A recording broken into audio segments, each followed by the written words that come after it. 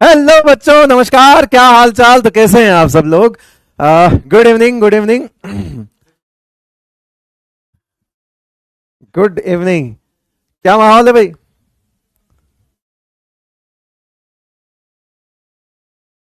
कहाँ गए थे आप? ए भाई, गांव गया हुआ था कोई अर्जेंट काम से। वो काम भी इंपॉर्टेंट है भैया।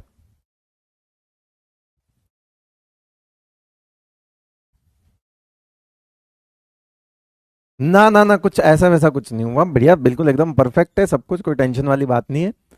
बहुत ही कोई अर्जेंट काम था इस वजह से, वरना क्लास हम ऑफ नहीं करते कभी। चलिए। आप ठीक है? अरे एकदम परफेक्ट। मजामा। चलिए भाई।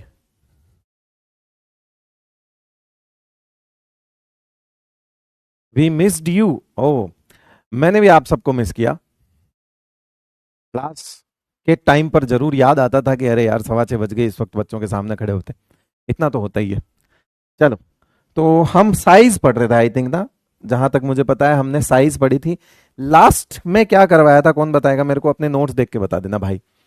एक कोई ढंग का कमेंट लिख देना बढ़िया सा कि भैया ये वाला टॉपिक लास्ट करवाया था। साइज कौन सी करवा दी थी? I think block wise size हम पढ़ रहे थे। मेरे ख्याल से एस ब्लॉक हो गया था, पी ब्लॉक हो गया था। अब डी ब्लॉक जो है वो हो गया था या नहीं हो गया था, ये बता दो बस। डी ब्लॉक हो गया था या नहीं हुआ था, ये बताओ। रिवीजन करवा दें? ओके, अभी करवा देते हैं। बिल्कुल, अभी देखो, अभी करवा देते हैं। डी ब्लॉक चल रहा था, हो गया था। डी ब्लॉक खत्म हो गया था। डी ब्लॉक हो गया था, ठीक है। एफ ब्लॉक बच रहा है ना? एफ ब्लॉक की साइज वैसे तो देखो, डी और एफ वैसे 12th क्लास का पार्ट है। अच्छा, कुछ बच्चे रिवीजन की कह रहे हैं, तो क्यों ना हम पहले रिवीजन कर लें। वैसे आज का टॉपिक हमारा आयोनाइजेशन एनर्जी है, पर हम पहले एक बार क्विक रिवीजन कर देते हैं।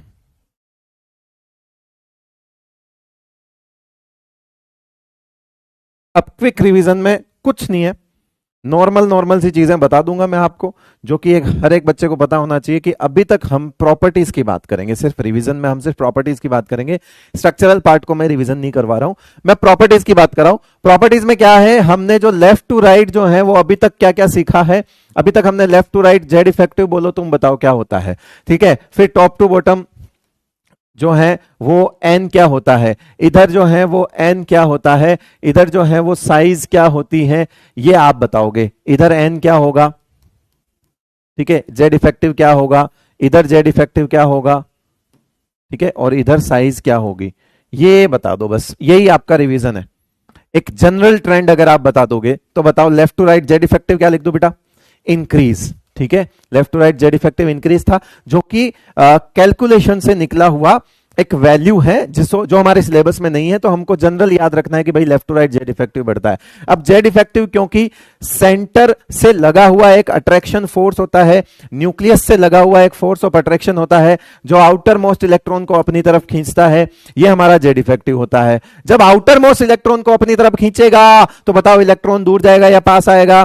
तो सर इलेक्ट्रॉन तो पास आएगा। अब जब इलेक्ट्रॉन पास आएगा तो साइज क्या हो जाएगी बेटा? साइज क्या हो जाएगी? कम हो जाएगी। एन जो है वहां पर कांस्टेंट रहता है।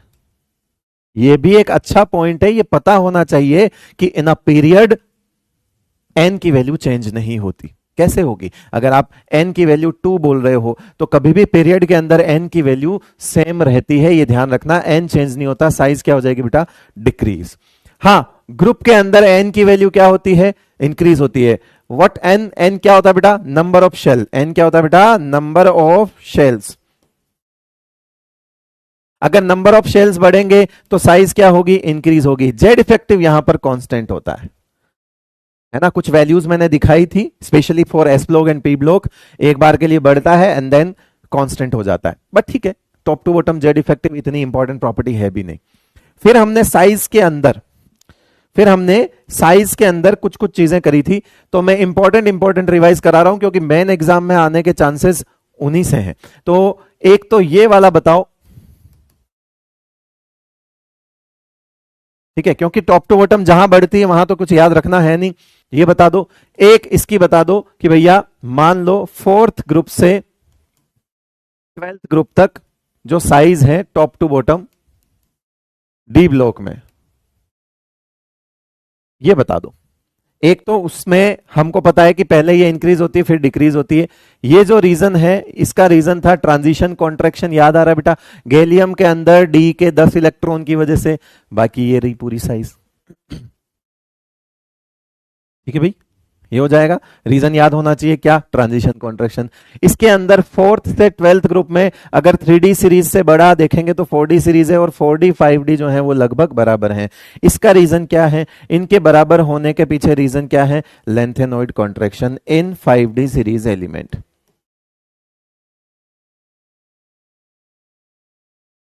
ठीक है, तो इसका जीता जाता एग्जाम्पल जो सबसे ज्यादा पूछा जाता है, जैसे टाइटेनियम है उससे बड़ा जिरकोनियम होगा, लेकिन हॉफनियम क्या हो जाएगा बेटा? लगभग बराबर हो जाएगा। ये सबसे ज्यादा पूछा जाता है मेन एग्जाम में, ये वाला और ये वाला।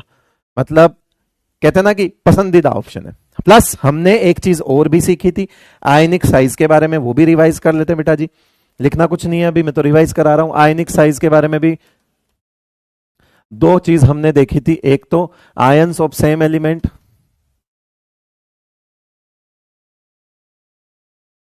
ठीक है, उसके बाद हमने आइसो इलेक्ट्रॉनिक स्पीसीज।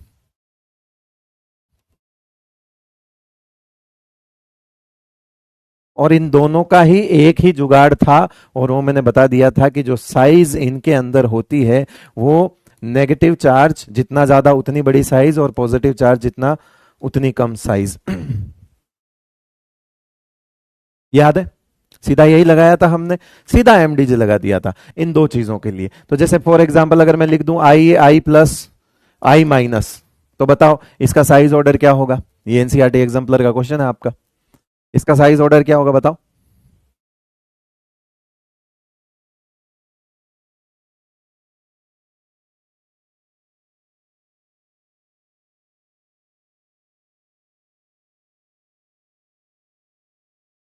याद है? रिवाइज हो गया? अच्छे से रिवाइज हुआ है सारा कुछ? बस इतना ही पढ़ा है हमने, इतना ही पढ़ा है, इससे ज्यादा नहीं पढ़ा हमने। ट्रांजिशन कॉन्ट्रैक्शन, लेंथेनॉइड कॉन्ट्रैक्शन और एक्टिनॉइड कॉन्ट्रैक्शन, ये भी पढ़े थे। बताओ ट्रांजिशन कॉन्ट्रैक्शन किसकी पुअर शील्डिंग की वजह से होता है? जल्दी जल्दी जल्दी। यस, तो सबसे छोटा इसमें आई प्लस, बीच में बैठेगा न्यूट्रल, और सबसे बड़ा आई माइनस। यही है, बिल्कुल perfect perfect, good good good good. ठीक है, जल्दी बताओ। यस, और पढ़े थे हमने क्या? कॉन्ट्रैक्शंस पढ़े थे। तो ट्रांजिशन कॉन्ट्रैक्शन किसकी वजह से लगता है? 3D इलेक्ट्रॉन्स की वजह से। Okay great. नाउ कौन बताएगा भैया? अभी देखें कमेंट में कितने लोग सही आंसर देते हैं। एक्टिनॉइड कॉन्ट्रैक्शन और लेंथेनॉइड कॉन्ट्रैक्शन में से ज्यादा पावरफुल कौन होता है? एक्टिनॉइड कॉन्ट्रैक्शन और लेंथेनॉइड कॉन्ट्रैक्शन में से ज्यादा पावरफुल कौन होता है? कुछ बच्चे मुझे ये लिख रहे थे, मुझे स्टोरी पे भी टैग बैक किया था कि सर क्वेश्चंस थोड़े और हो जाते तो अच्छा होता। बेटा जितना पार्ट हमने पढ़ा है ना उसमें इतने ही सवाल बनते हैं। अच्छा, इनऑर्गेनिक की एक खास बात है, क्वेश्चंस की वैरायटी फिक्स होती है, आप चेंज नहीं कर सकते। अब मुझे बताओ, आप खुद सोचो, अब ग्रुप 13 की साइज का ऑर्डर ये है, अब ये है तो है, अब आप इसमें डिजाइन तो बना नहीं सकते कि नहीं यार इसको मैं घुमा फिरा के पूछूंगा। क्या घुमा फिरा के पूछोगे आप, मुझे बताओ ना। इसमें जो है वो है, इसलिए यहां पर वैरायटी, नंबर ऑफ क्वेश्चंस थोड़े कम मिलते हैं। ठीक है, थोड़े कम मिलते हैं। तो आप एकदम से फिजिकल केमिस्ट्री से इधर स्विच किए हो, आप फिजिक्स भी साथ में पढ़ रहे हो, तो वहां भैया वैल्यूज चेंज करने के बाद आपके पास ढेर सारे सवाल बन जाते हैं। तो मैं कोशिश करूंगा, वैसे मैंने उसको पॉजिटिवली लिया है उस चीज को, इस फीडबैक को, कि नंबर ऑफ क्वेश्चंस थोड़ा इंक्रीज करने की कोशिश करूंगा। बट द फैक्ट इज कि फिर भी हम उतना नहीं कर पाएंगे जितना फिजिकल और फिजिक्स में आपको मौका मिलता है क्वेश्चन प्रैक्टिस का। यहां जो है वो है, उसको आप नहीं बदल सकते। आप, अब मैं आपसे ग्रुप 13 की साइज का ऑर्डर पूछूंगा ना, इसको घुमा फिरा के कैसे पूछूं? कैसे भी पूछ लूं, ऑर्डर ही पूछूंगा।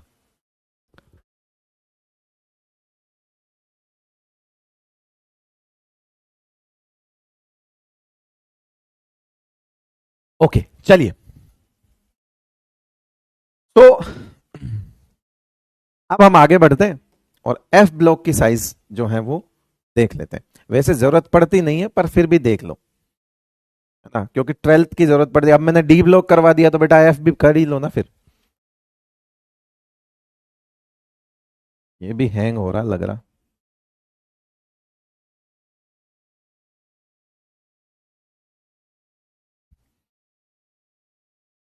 Yes.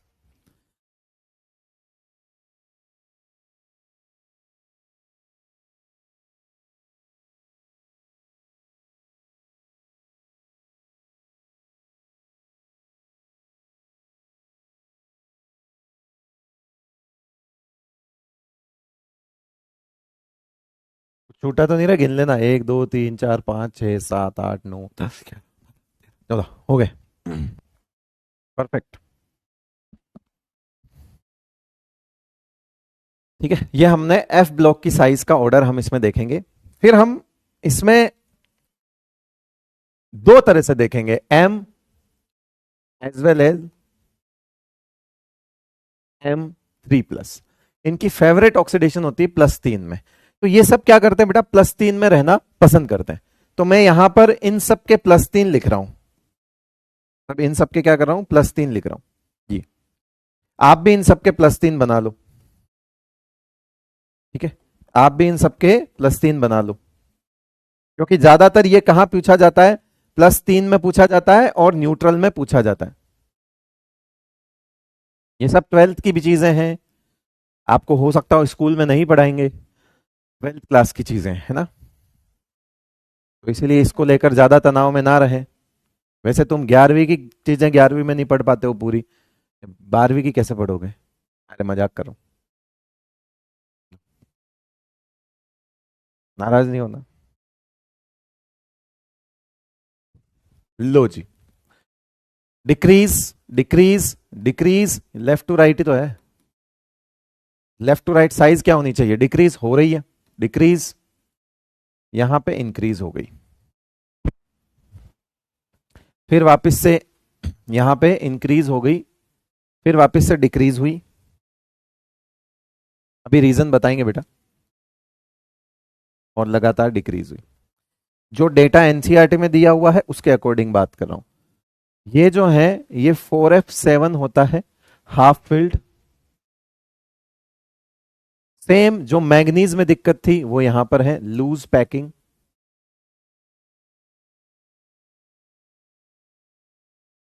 Week metal metal bond.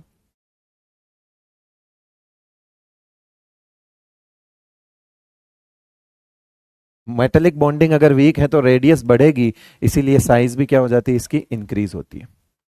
और ये जो है साइज इतनी ज्यादा होती है कि इसको तुम उठा के यहां ला सकते हो कि ईयू जो है वो यहां आ जाएगा। तो न्यूट्रल के अंदर एक दिक्कत है, +3 के अंदर वो दिक्कत खत्म है। +3 के अंदर कुछ नहीं है, वो लगातार जहां तक +3 एकदम स्मूथ चलता है।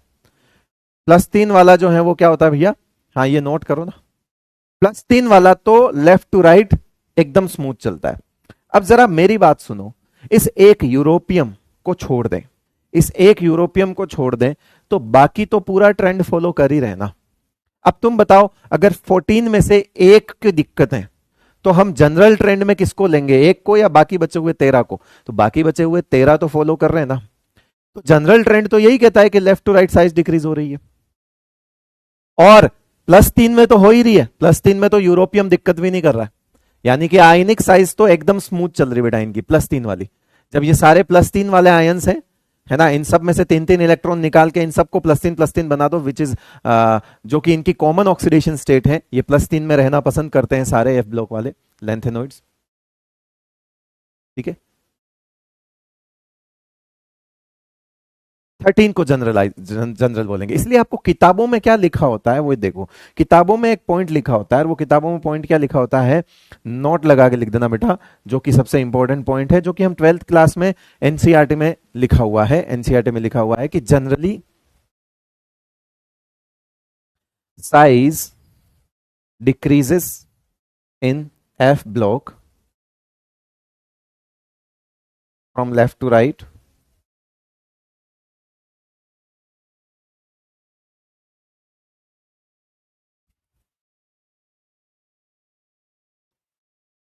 Due to lanthanoid contraction. अब ये लेंथेनॉइड कॉन्ट्रैक्शन जो है वो applicable in m and m3 plus sizes।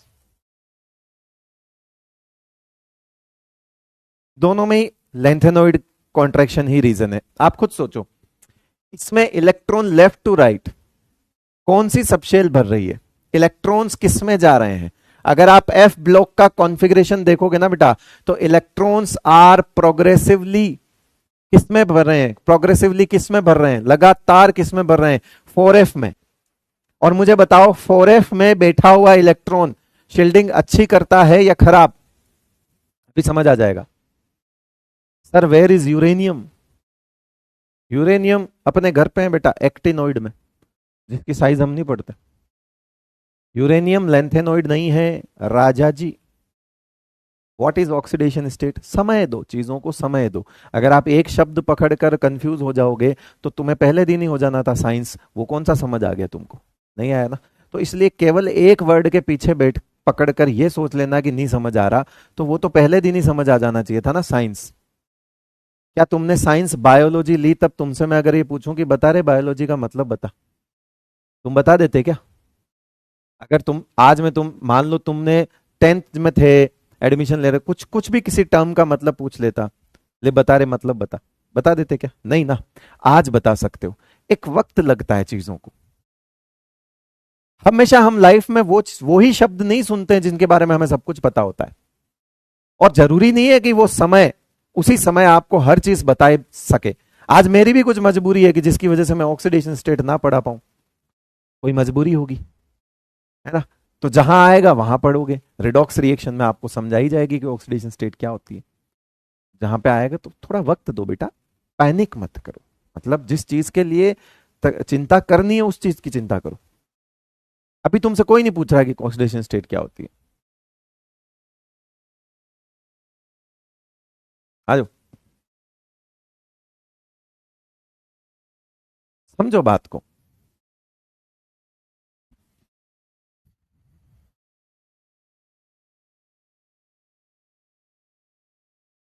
And lengthenoid contraction is applicable in M and as well as M3 plus size orders।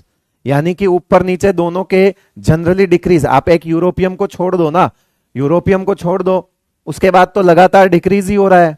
और लगातार डिक्रीज हो रहा है तो किस वजह से हो रहा है? तो reason is lanthanoid contraction 4f subshell. Lanthanoid contraction किस वजह से लगता है? ये सब लेंथेनोइड्स हैं, तो इनमें लगातार इलेक्ट्रॉन 4f में भरा जा रहा है बेटा। इनमें लगातार इलेक्ट्रॉन किस में भरा जा रहा है? 4f में। तो यहां पे इसके लेंथेनोइड का रीजन लिख रहा हूं मैं, ड्यू टू, वैसे तो बताने की जरूरत नहीं है बार बार, due to poor sigma of 4f electrons. तो अब आप इसमें भर क्या रहे हो? 4f भर रहे हो। यानी 4f में एक इलेक्ट्रॉन आया, 2 आया, 3 आया, 4 आया, 5 आया। जैसे जैसे 4f में इलेक्ट्रॉन बढ़ रहे हैं, अब वो इलेक्ट्रॉन नालायक इलेक्ट्रॉन है बेटा, महान नालायक इलेक्ट्रॉन है, किसी काम के नहीं। आप इलेक्ट्रॉन तो भर रहे हो, इधर से इधर आप इलेक्ट्रॉन तो लगातार बढ़ा रहे हो, लेकिन वो इलेक्ट्रॉन नकारा है, वो इलेक्ट्रॉन निठल्ला है, उसे शील्डिंग करना नहीं आता है। तो इसीलिए जब वो बढ़ रहा है तो जेड इफेक्टिव थोड़ा ज्यादा बढ़ रहा है, क्योंकि जब जब भी शील्डिंग कमजोर पड़ेगी जेड इफेक्टिव ज्यादा बढ़ेगा। एंड दैट्स द रीजन कि ये यहां पर लेफ्ट टू राइट डिक्रीज हो रहे हैं दोनों ही, चाहे वो +3 वाला हो चाहे वो 0 वाला हो। ठीक है, सो आपके दिमाग में एक डाउट आया होगा, क्या लेंथेनोइड कॉन्ट्रैक्शन हम, ये 71 है बेटा, इसका एटॉमिक नंबर 71 है, पता है ना किसी को? इसका एटॉमिक नंबर कितना है बेटा? ये मेहंदी रंग आ रहा है, बताओ। इसका एटॉमिक नंबर 71 है।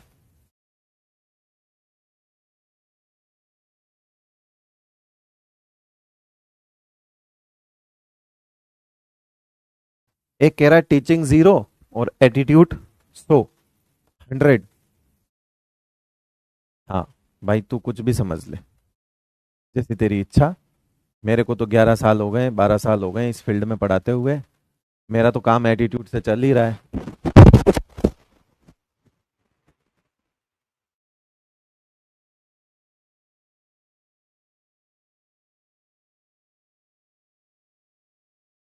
ठीक है, ये इसका एटॉमिक नंबर है 71। होता है इसका एटॉमिक नंबर 71।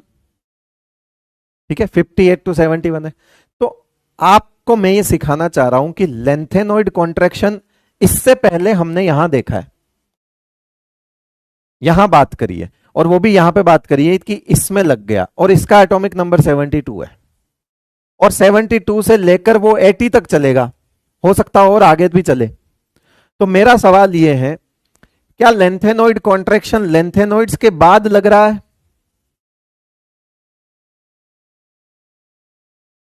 क्या लेंथेनॉइड कॉन्ट्रैक्शन लेंथेनॉइड्स के बाद लग रहा है? भाई बाद में लग रहा है वो तो हम पहले ही पढ़ चुके हैं ना।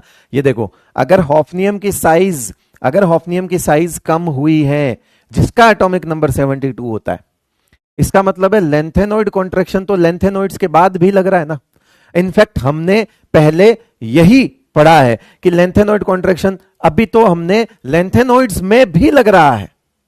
तो अब दो चीजें हैं, दोनों चीजें क्लियर हो जाएंगी। पहली लाइन सुनना बेटा मेरी, जब 4f में इलेक्ट्रॉन भर रहे हैं, पहली कंडीशन, जब 4f में इलेक्ट्रॉन भर रहे हैं, यानी कि 58 to 71 from cerium to lutetium, जब 4f में इलेक्ट्रॉन भर रहे हैं, यहां पे वो है कि 4f से 1 से लेके 14 जा रहा है, और 72 से आगे, 72 से आगे इनमें 4f पूरा भरा हुआ है। तो इसका मतलब हुआ कि 4f में इलेक्ट्रॉन जो है ना, वही हमारा काम बिगाड़ रहा है। अब वो अगर 1 से लेके 14 तक है तो भी शील्डिंग पुअर ही करेगा, यानी कि अब दो कंडीशन हुई हमारे पास, और दोनों कंडीशन की वजह से आप अच्छे से समझ जाओगे इस चीज को कि लेंथेनॉइड कॉन्ट्रैक्शन लेंथेनॉइड सीरीज में भी लग रहा है। क्यों? क्योंकि शुरू तो हो गया है ना काम बेटा, शुरू तो हो गया। ये देखो, यहां से यहां तक जब जा रहे हो तो इलेक्ट्रॉन इनमें लगातार भर रहा है। तो दोनों कंडीशन में फर्क समझना बेटा, दोनों कंडीशन में फर्क समझना। इसमें इलेक्ट्रॉन भरे जा रहे हैं, अब इलेक्ट्रॉन कौन से भरे जा रहे हैं? नालायक इलेक्ट्रॉन भरे जा रहे हैं, जिनकी शील्डिंग पुअर है। तो इसका मतलब है लेंथेनॉइड्स में भी लेंथेनॉइड कॉन्ट्रैक्शन लगातार बढ़ ही तो रहा है, और इसी वजह से सक्सेसिवली श्रिंकेज आ रहा है साइज में। इसीलिए यहां पर सीरियम से ल्यूटेशियम तक लगातार साइज जो है वो क्या हो रही है? डिक्रीज हो रही है। क्यों? क्योंकि सीरियम से ल्यूटेशियम तक इलेक्ट्रॉन किस में जा रहा है बेटा? 4f से 4f 1 टू 14 भर रहा है इसमें। तो इसका मतलब है ये वो है जब नालायक इलेक्ट्रॉन भरे जा रहे हैं। तो यानी कि लगातार एक के बाद एक के बाद एक के बाद जब भर रहे हो तो shielding shielding shielding shielding poor होती जा रही है। अब शील्डिंग पुअर होती जा रही है तो जेड इफेक्टिव बढ़ता जा रहा है, यानी कि उस सीरीज में जब फिलिंग चल रही है तब भी लेंथेनॉइड कॉन्ट्रैक्शन लग रहा है, और यही रीजन है कि left to right size decrease होती है एफ ब्लॉक की। करेक्ट, पहला पॉइंट क्लियर। दूसरा पॉइंट जिसे हम पहले पढ़ चुके हैं वो होता है पोस्ट लेंथेनॉइड सीरीज वाला, कि लेंथेनॉइड सीरीज के बाद क्या लेंथेनॉइड कॉन्ट्रैक्शन एप्लीकेबल है? तो बिल्कुल है कि भाई लेंथेनॉइड जब पूरे हो गए तो इसका मतलब है 4f पूरा भर चुका है। अब अगर किसी का कॉन्फ़िगरेशन ऐसा लिखा हुआ है जिनोन 4f14 है ना, 5d1 और 6s2 ऐसा लिखा हुआ है, अगर ये कॉन्फ़िगरेशन है तो आप सोचो अब ये पूरे भरे हुए दिक्कत तो करेंगे ना। ये जब भर रहे थे तब भी दिक्कत कर रहे थे, तो ये जब पूरे भर गए हैं तब भी दिक्कत करेंगे, यानी इस केस में भी जेड इफेक्टिव इंक्रीज होगा। क्यों? क्योंकि यहां पर भी तो पूरे पूरे 14 पड़े हुए हैं जो कि शील्डिंग पुअर कर रहे हैं। तो अब मुझे बताओ, क्या ये दोनों बातें, दोनों कंडीशन जो कि बहुत बेटा ये ड्रॉपर्स के समझ नहीं आती, वो इसी चीज में कंफ्यूज रहते हैं कि लेंथेनॉइड कॉन्ट्रैक्शन तो लेंथेनॉइड में लगना चाहिए ना, लेंथेनॉइड के बाद क्यों लग रहा है? तो बेटा याद रखना, lanthanoid contraction is applicable in lanthanoid series, वहां पर भी एप्लीकेबल है, और सीरीज के बाद आने वाले एटॉमिक नंबर्स में भी एप्लीकेबल है। तो मैंने दो कंडीशन बताई, 58 टू 71 में भी लेंथेनॉइड कॉन्ट्रैक्शन लगातार चल रहा है, लेंथेनॉइड्स में भी, और आफ्टर लेंथेनॉइड्स ये पूरा भरा हुआ है। इसकी वजह से सिग्मा पुअर होता है और जेड इफेक्टिव की वैल्यू बढ़ती है। इस वजह से आफ्टर लेंथेनॉइड्स भी हमें यह दिक्कत होती है। इसीलिए हमने लेंथेनॉइड के बाद वाले एटॉमिक नंबर में लेंथेनॉइड कॉन्ट्रैक्शन पढ़ा पहले। ये देखो हमने डी ब्लॉक के अंदर पहले लेंथेनोइड कॉन्ट्रैक्शन पढ़ा, तो इसका मतलब है कि लेंथेनोइड्स में भी लगता होगा, वो मैंने अभी बता दिया आपको कि क्यों लगता है। ये देखो, ये रहा। तो मैं जो चीज क्लियर करने चाह रहा हूं कि क्या आपको ऐसा कभी कोई स्टेटमेंट लिखा हुआ आए कि lanthanoid contraction is only applicable after the atomic number 71, true और फॉल्स?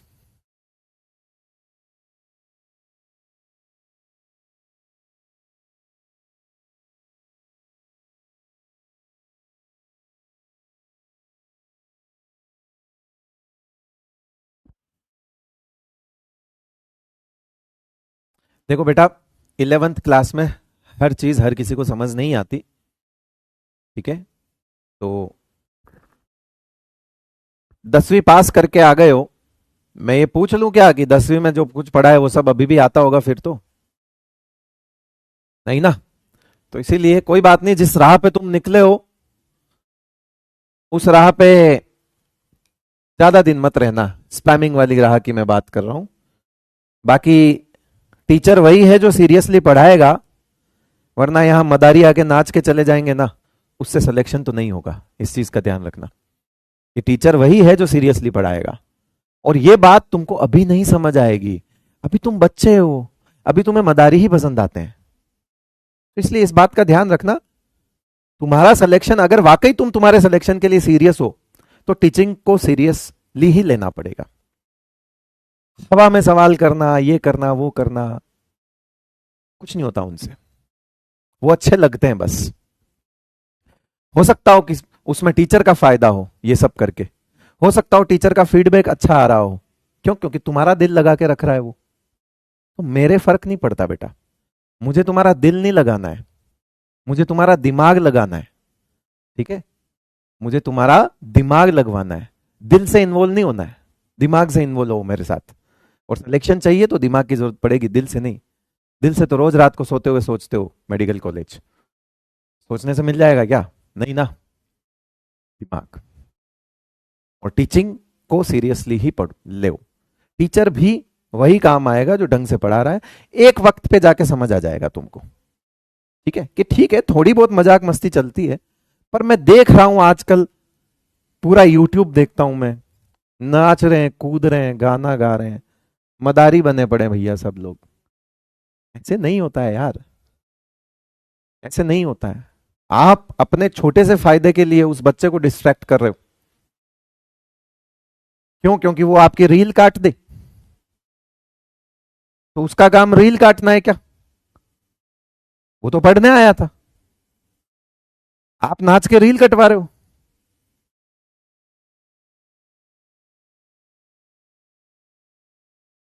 सोचो तुम, इसका मतलब तो ये हुआ कि ना तो मैं मेरा काम कर रहा हूं ढंग से, मैं भी अपने मेन काम से हट चुका हूं, तुम भी अपने मेन काम से हट चुके हो, तुम भी चला रहे हो इंस्टाग्राम।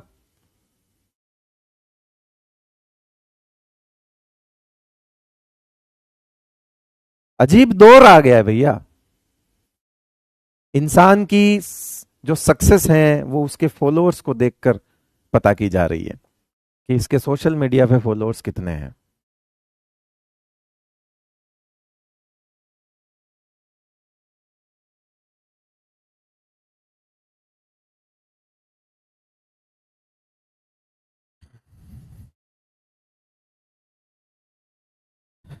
ऐसा नहीं है बेटा, सक्सेसफुल इंसान है वो नहीं होता जिसके सोशल मीडिया पे फॉलोअर्स ज्यादा होते हैं। कभी सोचोगे इस बात को तो सोचना।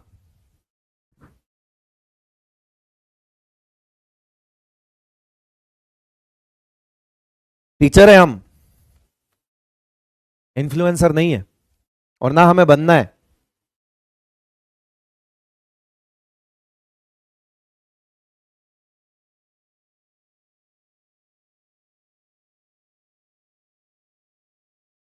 आप हमें फॉलो करिए, बाद में करिए।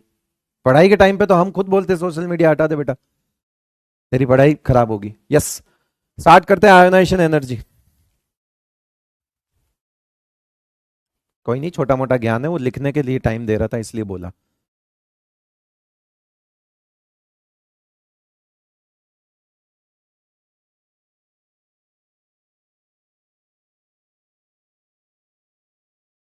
अपने पेरेंट्स को तो सक्सेसफुल मानते हो, उन्हें क्यों नहीं जज करते सोशल मीडिया के फॉलोअर्स से? वो तो सक्सेसफुल है, उनसे बड़ा सक्सेसफुल इंसान कोई नहीं है तुम्हारी लाइफ में। माँ बाप जो आपको आपकी सक्सेस के लिए प्रेरित करे ना, कि बेटा तू बढ़, आपकी नजर में सबसे सक्सेसफुल इंसान वही होना चाहिए जो ये बोले कि तू भी सक्सेस हो, तू भी चल, जो आपकी सक्सेस के लिए दिन रात मेहनत करें।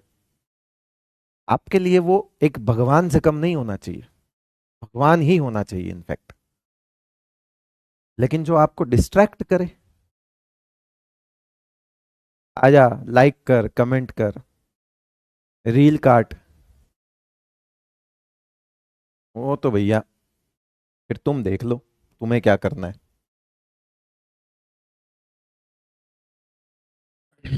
चलो देखो, मैं तो ऐसे ही बोलता हूं बेटा, किसी को बुरा लगे चाहे मत लगे, चाहे कुछ ही लगे, कुछ भी लगे, अपन तो ऐसे ही है और अपन ऐसे ही बोलेंगे। आयोनाइजेशन एनर्जी की बात करते हैं बेटा। द सेकंड प्रॉपर्टी, साइज हमने फिनिश कर दी है। साइज के जो कुछ क्वेश्चंस मैंने दिए थे, मैंने पीवाईक्यूज भी ढेर सारे होमवर्क में दिए थे, क्या सारे डन है? रोस्टेड वोस्टेड नहीं करता मैं, सच्चाई बोलता हूं। और अगर मेरे सच बोलने से बहुत सारे तुमको ऐसा लगता है कि ये भी रोस्ट हो गया, ये भी रोस्ट हो गया, तो हो जाए, एक नहीं 100 हो जाए। जो सच है वो सच ही है। तुम्हारा सिलेक्शन रील काटने से तो नहीं होगा बेटा, ये जानता हूं मैं, पढ़ा रहा हूं 12 साल से इस फील्ड में। ये टीचर को मदारी की तरह नाचते हुए तो पिछले 2-3 साल से ही देख रहा हूं, इससे पहले नहीं देखा कभी।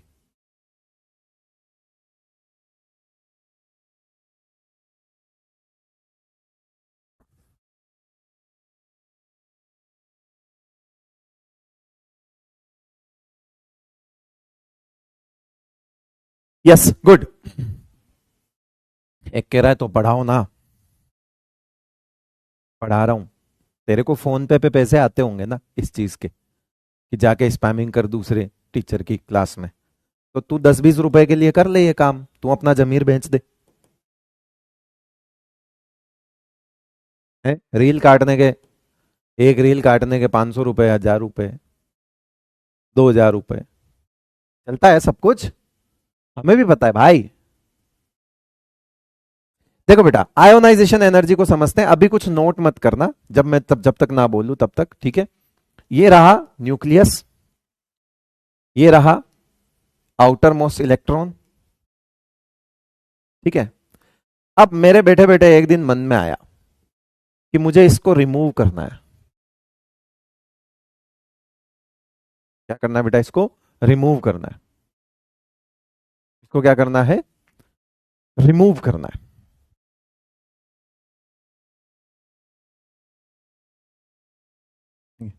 पेपर सिंपल आ रहा है, पेपर लीक हो रहा है। अरे तो जब पूरा सिस्टम ही सीरियस नहीं है तो एग्जाम क्यों सीरियस होगा भाई? एग्जामिनेशन प्रोसेस क्यों सीरियस है? पूरा सिस्टम ही ऐसा ही हो गया है, ना बच्चे पढ़ने वाले हैं, ना कोई कुछ कुछ टीचर्स पढ़ाने वाले बचे हैं।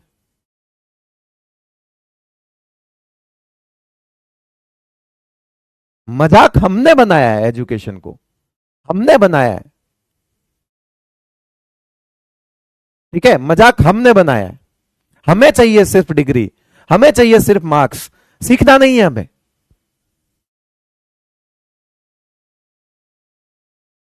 हम ऐसा सोचते हैं। एक बात बताओ, पेपर लीक क्यों हो रहे हैं? क्योंकि हम में से कोई ऐसा है जो चाहता है कि मैं 30 लाख रुपए दे दूंगा, मुझे पेपर दे दे।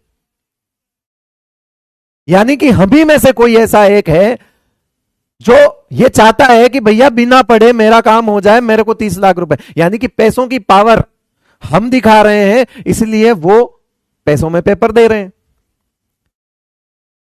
यानी कि एजुकेशन को सीरियसली हम नहीं ले रहे ना। जब एक टीचर और एक स्टूडेंट, जो कि मेरे ख्याल से दो ही कड़ियां होती है एजुकेशन की, दो ही तो कड़ी होती है बेटा, एक टीचर और एक स्टूडेंट। अगर ये दोनों ही पढ़ाई को सीरियस नहीं लेंगे तो पढ़ाई का बेड़ा गर्क तो होगा, देश का भी बेड़ा गर्क होगा। भाई बिक रहा है, पेपर लीक हो रहा है, तो तुम ले रहे हो इसलिए हो रहा है भाई, कुछ तो तुम भी सोचो। तुम में से ही कोई होगा, मुझ में से ही, मेरे जैसा ही कोई एक टीचर होगा जो किसी की आगे जानकारी होगी तो कोचिंग का पेपर सेटिंग करवा के कैसे कैसे निकलवा लेता होगा। सब वो तो सिस्टम खराब होता है बेटा, तब जाके बीच में पेपर लीक होता है। एनीवेज चलिए आइए, थोड़ा सा सिस्टम और हालातों पे गुस्सा कर लिया, अब आते हैं, आप पे गुस्सा नहीं किया इसलिए चिंता मत करो, और अच्छे से पढ़ा पाऊंगा मैं अब। क्यों? क्योंकि एनर्जी आ गई अब मेरे में। आ जाओ, चलो तो मान लो मेरे को ये इलेक्ट्रॉन निकालना है, मैं बैठे बैठे एक बार सोच रहा, मैंने कहा यार इलेक्ट्रॉन निकालता हूं, तो मैं इसके पास गया कि यार ले आजा, बाहर आजा। क्या बोला इसको? बाहर आजा।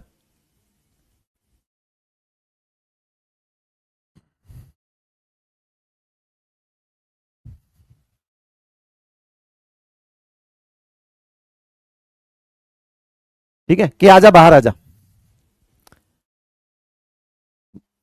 कि बाहर आजा, बाहर आजा बोल रहा है। भाई पहले देख तो ले कि मुझ पर इसने अट्रैक्शन लगा रखा है। अब मुझे बताओ कि कोई किसी को खींच के बैठा है, और अगर तुम्हें छुड़वाना है, अगर कोई किसी को खींच के बैठा है और तुम्हें उसको बाहर निकालना है, ये इलेक्ट्रॉन जिस भी एनर्जी लेवल में बैठा है, अगर तुम इसको एनर्जी और दोगे सिस्टम को, तभी ये अपना रिमूवल हो पाएगा। सिंपल सा फंडा है। ये अभी क्या लग रहा है यहां पे? अट्रैक्शन। ये क्या लग रहा है बेटा? अट्रैक्शन। अब अगर तुम रिमूवल करना चाहते हो तो अट्रैक्शन के अगेंस्ट वर्क करना पड़ेगा क्या? जल्दी बताओ। अगर तुम रिमूवल करना चाहते हो तो अट्रैक्शन के अगेंस्ट वर्क करना पड़ेगा। और दुनिया में हमेशा ध्यान रखना बेटा, दुनिया में अट्रैक्शन के अगेंस्ट जब जब भी वर्क किया गया है, एनर्जी लगेगी, यानी हमको एनर्जी खर्च करनी पड़ेगी, हमको एनर्जी देनी पड़ेगी सिस्टम को। पुरानी मूवियां उठा लो, hero heroine attraction, against work कौन करता है? हीरोइन के पप्पा। तो हीरोइन के पप्पा पूरी एनर्जी लगाते हैं, क्या करते हैं? गुंडे भेजते हैं, हीरो को कुटवाते हैं, वो अलग बात है हीरो उनको कूट देता है, वरना पिक्चर फ्लॉप हो जाएगी ना बेटा, लास्ट का मुक्का भी मार देगा, लेकिन मार देगा। लेकिन कुल मिला के ये सोचो कि दुनिया में जब जब भी अट्रैक्शन के अगेंस्ट वर्क करना पड़ेगा किसी को भी, एनर्जी लगेगी। दो के बीच में तीसरा घुसना चाहता है तो बेटा तीसरे वाले को बहुत मेहनत करनी पड़ेगी। सिंपल सा फंडा है। तो वो भी अट्रैक्शन है दो के बीच में, यहां पर भी दो के बीच में अट्रैक्शन है। आप चाहते हो कि रिमूव करूं, यानी कि आप चाह रहे हो कि अट्रैक्शन के अगेंस्ट वर्क करूं, और अट्रैक्शन के अगेंस्ट वर्क करने का मतलब है हमेशा एनर्जी देना। मतलब आपकी एनर्जी खर्च होगी लेकिन आप इसको एनर्जी दोगे। बेटा एक वर्ड आता है, वो सुनो पहले, क्योंकि आपके लिए नया शब्द हो सकता है। किस किसने ये एंडोथर्मिक नाम सुना है? आईसीएससी बोर्ड वाले तो बता देंगे। किस किसने ये एंडोथर्मिक नाम सुना है कि एंडोथर्मिक प्रोसेस क्या होता है?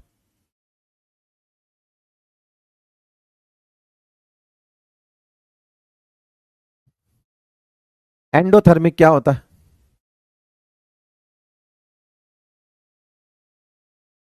सुना है, मतलब बताओ बेटा, एंडोथर्मिक का मतलब क्या होता है? एंडोथर्मिक का मतलब क्या होता है? जहां पर एनर्जी क्या हो? एब्जॉर्ब्ड हो।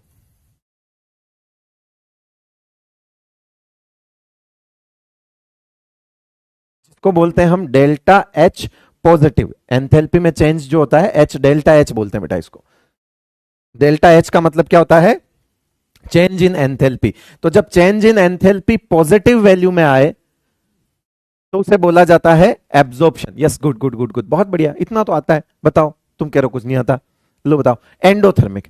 अब मुझे बताओ कि मैं गया और मुझे इस इलेक्ट्रॉन को छुड़वाना है, और ये रहा पूरा सिस्टम, ठीक है? तो मैं अगर इस इलेक्ट्रॉन को छुड़ाऊंगा तो मुझे एनर्जी देनी पड़ेगी, मुझे एनर्जी देनी पड़ेगी। जब मैं एनर्जी दूंगा तो ये सिस्टम एनर्जी एब्जॉर्ब करेगा कि नहीं करेगा?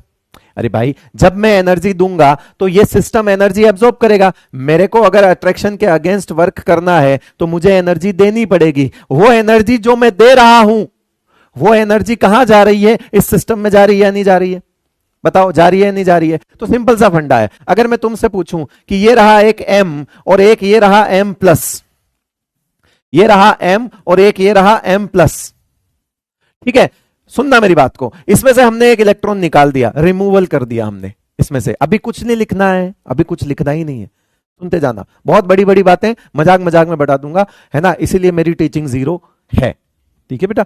हाँ, क्योंकि मैं बोरिंग नोट्स नहीं बनवाता कि ऐसे लिख, पहला पॉइंट लिखो, इंपॉर्टेंट नोट्स लिखो, ऐसे नहीं करता मैं, ठीक है, सिंपल सा फंडा है।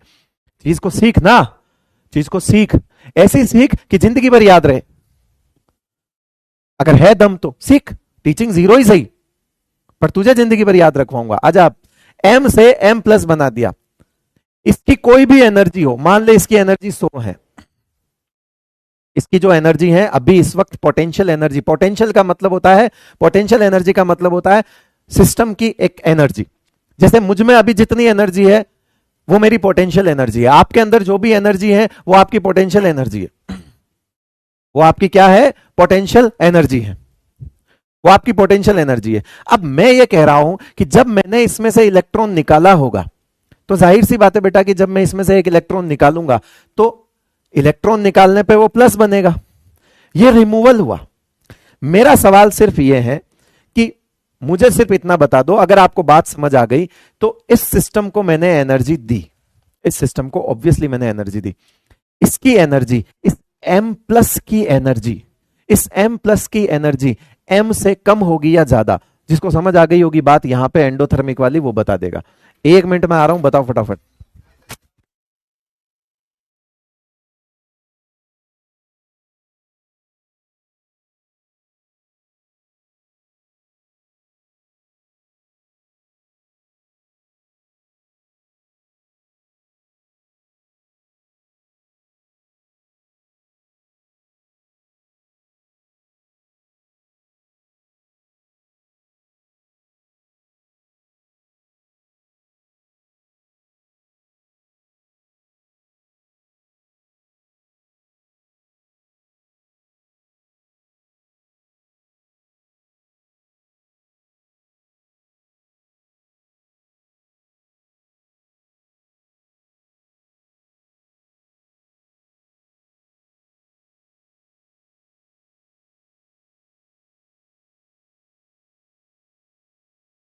बिल्कुल ज्यादा होगी, परफेक्ट। कारण आपने भैया इस इलेक्ट्रॉन को निकालने के लिए जो एनर्जी दी है ना, उसी को तुमने आयोनाइजेशन एनर्जी बोला है। अब मान लो तुमने यहां पर 20 एनर्जी दे दी, तो फिर ये तो 120 पे बैठा है ना, क्योंकि ये एनर्जी इसी के पास तो गई है। भाई तुम्हें बदले, उसने कहा 20 रुपए दे इलेक्ट्रॉन दूंगा, तो अब उसके पास 100 रुपए थे, अब 120 हो गए, ठीक है। फिर तुम यहां गए, कह रहे नहीं मजा नहीं आया, एक और दे। देखो मैं क्या सिखा दूंगा, अभी लिखना नहीं है, मैं क्या सिखा दूंगा ये तुम खुद सोच लोगे। अभी कह रहा है यार इसने मजाक में ही सब कुछ बता दिया, अब ये कह रहा है मेरी 120 है, बिल्कुल सही बात है। कौन बताएगा मुझे कि यहां पर प्रोटॉन और इलेक्ट्रॉन बराबर है कि नहीं। अब जब ये प्लस बन गया होगा, सोच के देखना बेटा, जब इसमें से एक इलेक्ट्रॉन निकाला है ना, तो इसको ऐसे बोलते हैं आयोनाइजेशन एनर्जी 1, ठीक है। तो इसको क्या बोलूंगा, आयोनाइजेशन एनर्जी 2। भाई लगातार दूसरा इलेक्ट्रॉन निकाला हूं, देखते जाना, सुनते जाना। अब जब तुम इस सिस्टम में से एनर्जी लोगे, मतलब इस सिस्टम में से तुम इलेक्ट्रॉन निकालोगे, तो यह सिस्टम तुमको ऐसा नजर आएगा, आएगा कि नहीं आएगा। इसमें ऑलरेडी एक इलेक्ट्रॉन कम हो गया, बोलो इस सिस्टम पे कौन सा चार्ज बैठ गया, इस सिस्टम पे कौन सा चार्ज बैठ गया, पॉजिटिव। पॉजिटिव बैठ गया, इसका मतलब ये क्या हो गया, कैटायन। और कैटायन का जेड इफेक्टिव कम होता है या ज्यादा, ज्यादा हो गया। भाई उसका भी कोई जेड इफेक्टिव होगा मान लिया, लेकिन उसका जितना भी जेड इफेक्टिव होगा इसका तो ज्यादा होगा। एनर्जी वाली बात तो समझ आ गई, एनर्जी वाली बात खत्म हो गई बेटा, है ना, कि एनर्जी इसकी ज्यादा होगी, लेकिन जेड इफेक्टिव भी इसका बढ़ गया। क्यों, क्योंकि तुमने एक इलेक्ट्रॉन निकाला तो ये कैटायन बना कि नहीं बना। अब कैटायन बना तो साइज भी छोटी हो गई, जेड इफेक्टिव भी बढ़ गया, ठीक है। अब जेड इफेक्टिव बढ़ गया तो मुझे बताओ, फॉर एग्जाम्पल इसने जब उस पहले इलेक्ट्रॉन के 20 रुपए लिए, तो तुम इसके पास वापस गए 20 रुपए लेके, कह रहा है 20 में देता है इलेक्ट्रॉन, पता लग गया, हैक कर लिया सिस्टम। कह रहा भैया सिस्टम हैक कर लिया, 20 रुपए दो, इलेक्ट्रॉन लो। मतलब अपने को पड़ रहा है एक इलेक्ट्रॉन 20 रुपए में। आपने एक नई थियरी अपने दिमाग में फिट कर ली कि इलेक्ट्रॉन की रेट 20 रुपए है, पता लग गई, 20 रुपए दो, इलेक्ट्रॉन निकालो। तो तुम जल्दी से 20 रुपए के अलावा कुछ नहीं लेके गए और कहा कि भैया स्कैनर दे दे, 20 रुपए ट्रांसफर कर रहा हूं, इलेक्ट्रॉन दे दे। आपने बोला, इसने कहा पागल है क्या, जेड इफेक्टिव नहीं पड़ के आया? बोला हाँ। कह रहा अब मैं वो नहीं रहा, अगर तू मुझ में से एक और निकालना चाहता तो तुझे ज्यादा देना पड़ेगा, अब मैं 30 रुपए लूंगा। क्या बोला? अब मैं 30 रुपए लूंगा। अब तुम्हारा दिमाग खराब हुआ क्या यार, वही से वैसा सा इलेक्ट्रॉन तूने 20 रुपए में दिया था, अब तू 30 रुपए में इलेक्ट्रॉन दे रहा है, बेटा ये तो नाइंसाफी है। तो इसने कहा कि देख, अगर तू मेरे में से एक इलेक्ट्रॉन निकालेगा तो मेरा जेड इफेक्टिव बढ़ जाएगा, यानी कि अब प्रोटॉन के पास इलेक्ट्रॉन कम हो गए खींचने के लिए, यानी हर एक इलेक्ट्रॉन पे अट्रैक्शन बढ़ गया कि नहीं बढ़ गया? बढ़ गया। अब जब हर एक इलेक्ट्रॉन पे एवरेज अट्रैक्शन इंक्रीज हो गया तो तुमको मेहनत भी ज्यादा करनी पड़ेगी छुड़वाने के लिए फिर, यानी कि यहां पे अब 30 रुपए ले रहा है। मुझे तो इतना बता दो कि उसके बाद ये M2+ बनेगा, ठीक है? उसके बाद ये क्या बनेगा? M2+ बनेगा। इस M2+ की एनर्जी और ज्यादा होगी कि नहीं? इसकी एनर्जी 150 हो गई, हो गई भैया। इसकी एनर्जी क्या हो गई? 150 हो गई, हो गई इसकी एनर्जी। अब एनर्जी वाला तो इतना ज्यादा देखो बेटा पूछता नहीं है कोई, तो हम बात कर लेते हैं आयोनाइजेशन एनर्जी की कि भैया वो कैसे होगी। तो अगर मैं बोलूं कि इस IE1 से ज्यादा क्या IE2 होगा, और यहां से अगर मैं एक इलेक्ट्रॉन और निकालूं तो इसको मैंने बोला IE3, आयोनाइजेशन एनर्जी 3। मुझे तो इतना बता दो सिर्फ कि अब ये 30 रुपए में मानेगा, एक और इलेक्ट्रॉन निकालना है, मैंने पहला निकाला, फिर मैंने दूसरा निकाला, अब मैं तीसरा निकालने जा रहा हूं उसी में से। ये लगातार बनता जा रहा है, M+ M2+। अब मुझे कौन बताएगा कि भैया अब ये 30 रुपए लेके जाऊं या 30 से ज्यादा लेके जाऊं? अगर मुझे तीसरा इलेक्ट्रॉन निकालना है तो 30 रुपए लेके जाऊं या 30 से ज्यादा लेके जाऊं? कितने लेके जाऊं वो तो मैं मेरी मर्जी हाइपोथेटिकल लिख दूंगा, पर मुझे बताओ 30 ही लेके जाऊं या 30 से ज्यादा? अबे 40 मत बोल, मैं 50 लिख दूंगा, तू क्या करेगा फिर?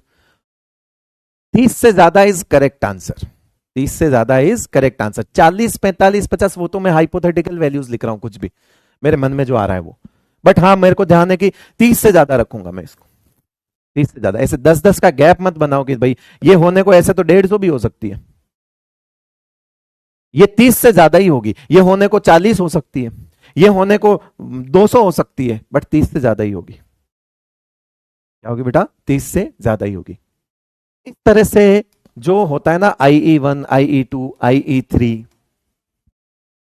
और इस तरह से और आगे अगर मान लो हम लिखें तो ये बीच वाला साइन कभी नहीं बदलेगा, यानी कि अगर एलिमेंट सेम हो, देखो तुम बार बार जाके एक ही जगह खुदाई कर रहे हो बेटा, कह रहा इलेक्ट्रॉन दे, एक और दे, एक और दे, मतलब एक ही आदमी के गाल पे बार बार थप्पड़, सटाक ला, खटाक ला, सटाक ला।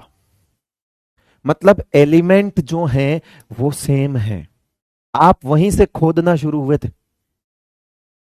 और लगातार वहीं खुदाई कर रहे हो। तो बेटा अगर एक ही एक जगह खुदाई करोगे ना तो मेहनत ज्यादा लगेगी, क्यों? क्योंकि गहराई बढ़ रही है।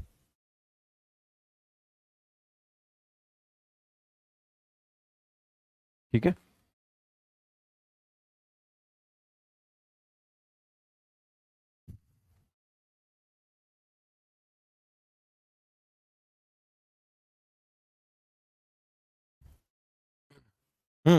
सही है, ठीक है। तो इनको बोलते हैं बेटा सक्सेसिव आयोनाइजेशन एनर्जी। क्या बोलते हैं इनको? Successive ionisation energy. तो ये भी बहुत इंपॉर्टेंट एक टॉपिक है, एक कॉन्सेप्ट है जिस पर सवाल पूछे जाते हैं कि लगातार जो क्रमागत, जिसे हिंदी में बोलते हैं सक्सेसिव का मतलब होता है एक के बाद एक, एलिमेंट वही होना चाहिए। लगातार एक के बाद एक इलेक्ट्रॉन अगर किसी एलिमेंट में हम निकालते हैं तो उसकी जो वैल्यू है, उस एनर्जी की जो वैल्यू है, उस वो लगातार क्या होती है बेटा? इंक्रीज होती है। तो अब हम क्या करेंगे बेटा? अब हम ये सब तो मैं आगे सिस्टमेटिक बता दूंगा, नोट तो नहीं किया किसी ने? चलो, तो अभी हटा देते हैं इसको और अब डेफिनेशन लिखो। अब आ जाओ तुम्हारी वाली सिस्टम पे। देखो मेरा, तुमने एक चीज तो नोट कर ही ली होगी कि मैं भिड़ते ही कभी डेफिनेशन नहीं लिखता। इलोरे लिखो कि minimum energy required to remove most loosely bonded, ऐसा नहीं लिखा है ना? तो अभी लिखो। क्यों? क्योंकि अब तुम्हें समझ आएगा। लिखो।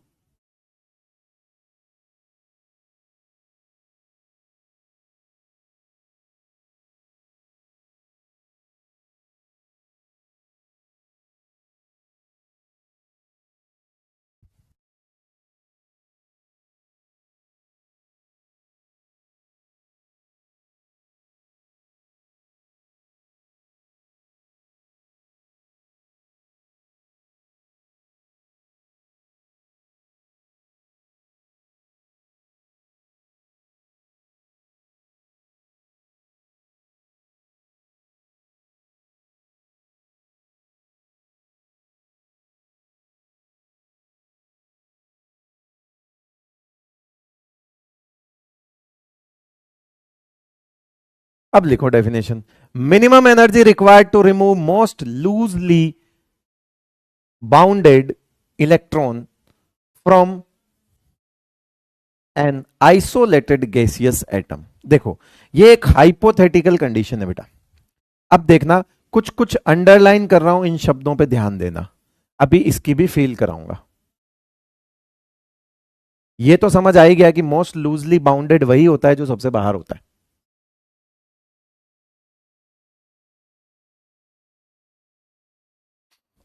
ठीक है भाई, चाय मंगाने दे रहे रवि, चाय देना है।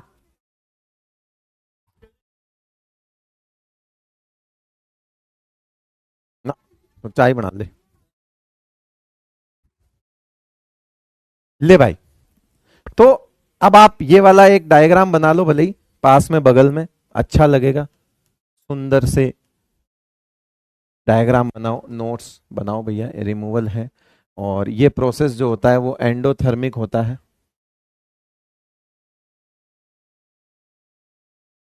और एंडोथर्मिक का मतलब होता है इसमें जो एंथैल्पी चेंज है वो पॉजिटिव में आएगा।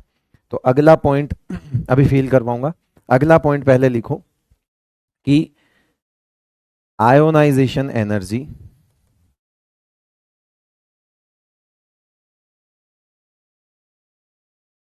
इसका एक और नाम होता है आयोनाइजेशन पोटेंशियल।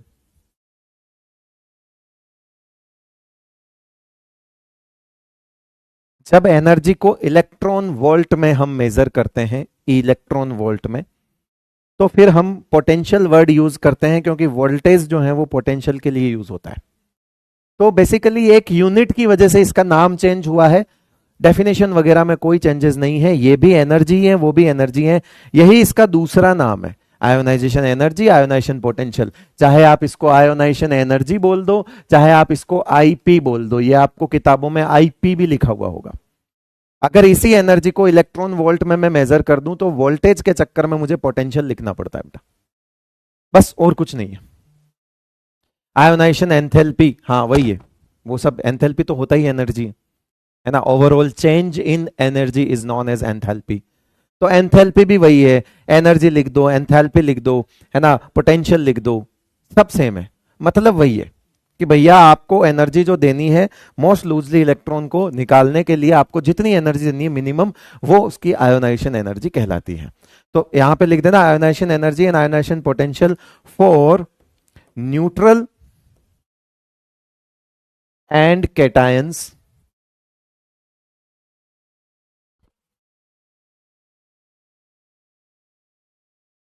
या इसको ऐसे लिख देना बेटा, थोड़ा सा मैंने गलत लिख दिया। Ionisation energy and ionisation potential is always endothermic for neutral and cations.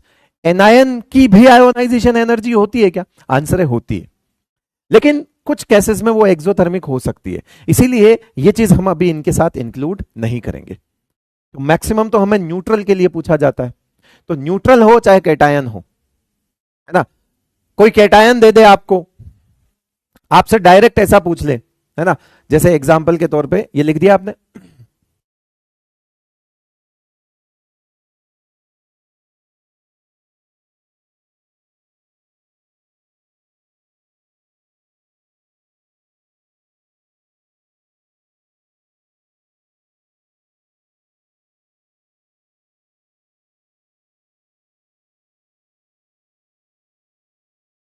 Bonded मत लिखना, उसे बाउंडेड लिखना है ना। ये कहा क्या हो गया रे ये किधर गया रे?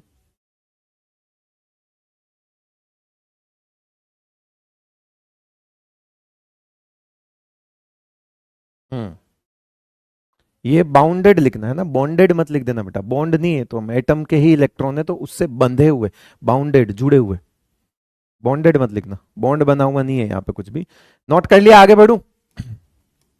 जैसे फॉर एग्जाम्पल तुमको ऐसे ही पूछ ले, मान लो, है ना, जैसे एग्जाम्पल के तौर पे आपसे पूछ ले कि बताओ ये एंडो है या एक्सो है। जैसे ओ से ओ प्लस का प्रोसेस पूछ लिया, अब वो पूछ रहा है बताओ ये एंडो है या एक्सो है। ऐसे सवाल आते हैं कई, है ना। जैसे वो पूछ रहा है कि ओ प्लस से ओ टू प्लस है, तो बताओ ये एंडो है या एक्सो है। ठीक है, और कुछ दे दिया, मान लिए एन ए लिख दिया और यहाँ एन ए प्लस लिख दिया, तो बताओ ये एंडो है या एक्सो है।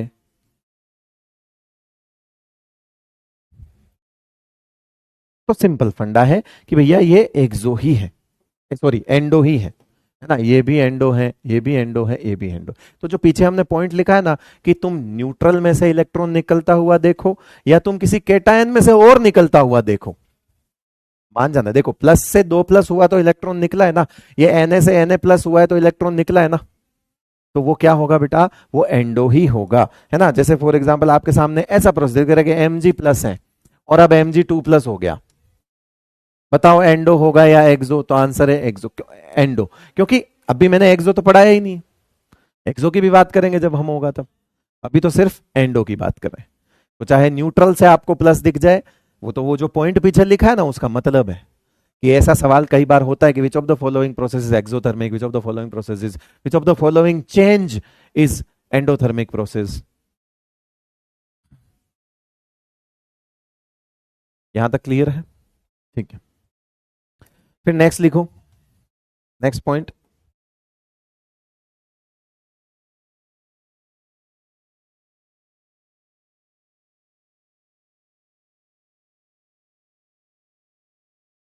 नेक्स्ट पॉइंट लिखिए, वैल्यू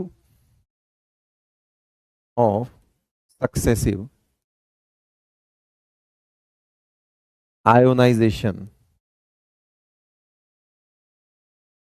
एनर्जी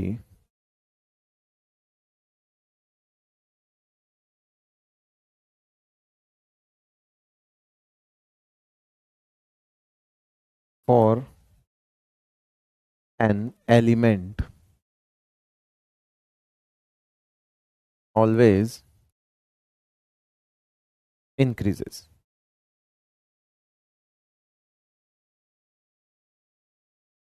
रीजन क्या लिखोगे? ड्यू टू इंक्रीज इन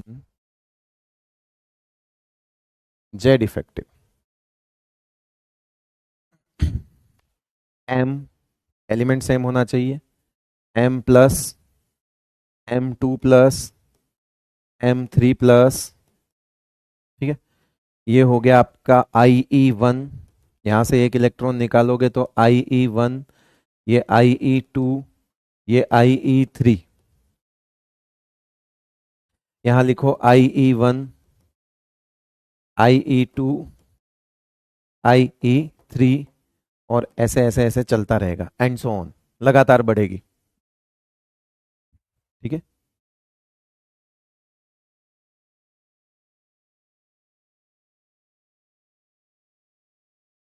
ठीक है भाई। रीजन क्या लिखोगे?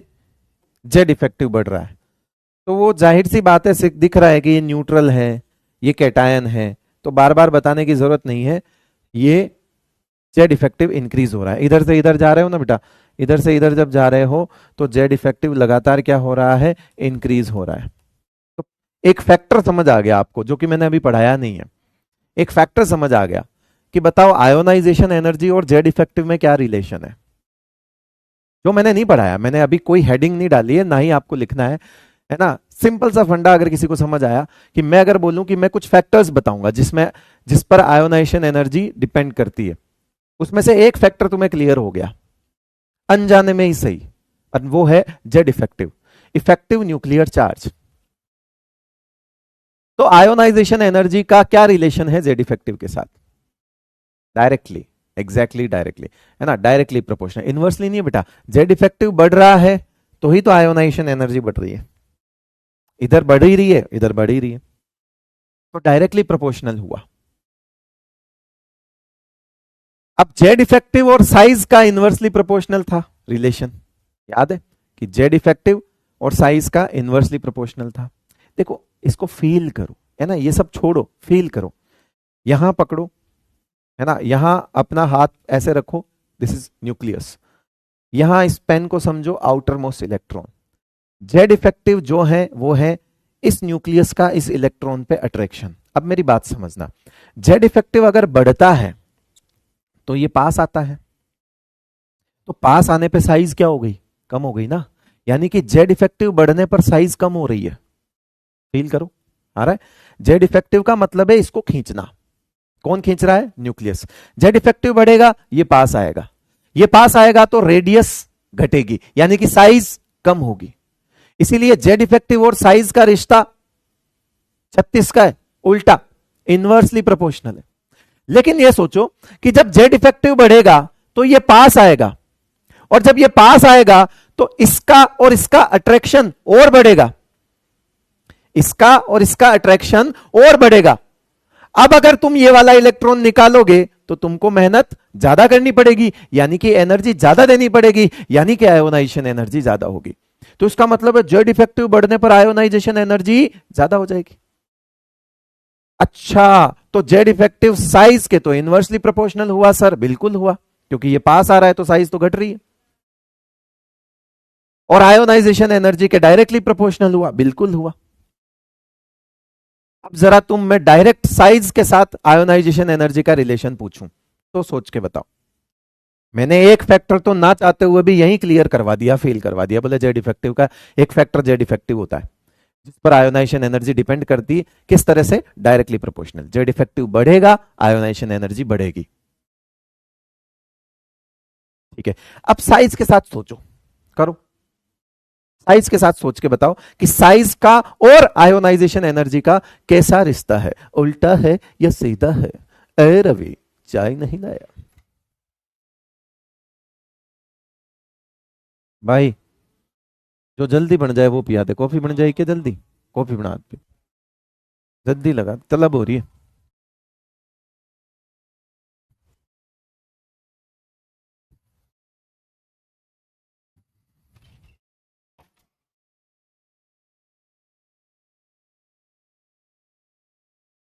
हम्म, आज लग रहा है कि चाय की जरूरत है। एक्चुअली 500 किलोमीटर गाड़ी चला के फिर सीधा यहाँ क्लास लेने आया हूँ। सुबह से चला रहा हूँ, 8 साढ़े 8 बजे से। वैसे तो बीच में 2 4 बार चाय पी ली, ऐसे तो एक आधी रेड बुल भी पी ली, पर अभी भी लग रहा है कि चाय की जरूरत है, क्योंकि एक ही एक जगह बैठे थक जाते हैं भाई। थोड़ा सा आज की एनर्जी के लिए माफ करना, हो सकता हो थोड़ी कम लगे, कोशिश तो पूरी कर रहा हूँ।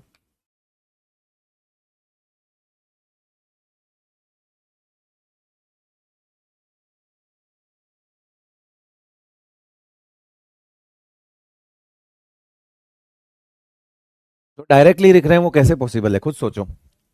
ये साइज कम होती है तो ये इलेक्ट्रॉन पास आ रहा है, साइज कम होने पे आउटर मोस्ट इलेक्ट्रॉन पास आ रहा है, साइज कम होने पर आउटर मोस्ट इलेक्ट्रॉन पास आ रहा है, साइज कम होने पे आउटर मोस्ट इलेक्ट्रॉन पास आ रहा है। अगर साइज कम होगी तो इन दोनों का अट्रैक्शन ज्यादा होगा, अगर ज्यादा होगा तो इसको निकालने के लिए एनर्जी भी ज्यादा देना पड़ेगा। अब ज्यादा देना पड़ेगा तो एनर्जी बढ़ेगी, यानी कि साइज और आयोनाइजेशन एनर्जी इनवर्सली प्रोपोर्शनल है। साइज कम होने पर आयोनाइजेशन एनर्जी बढ़ती है।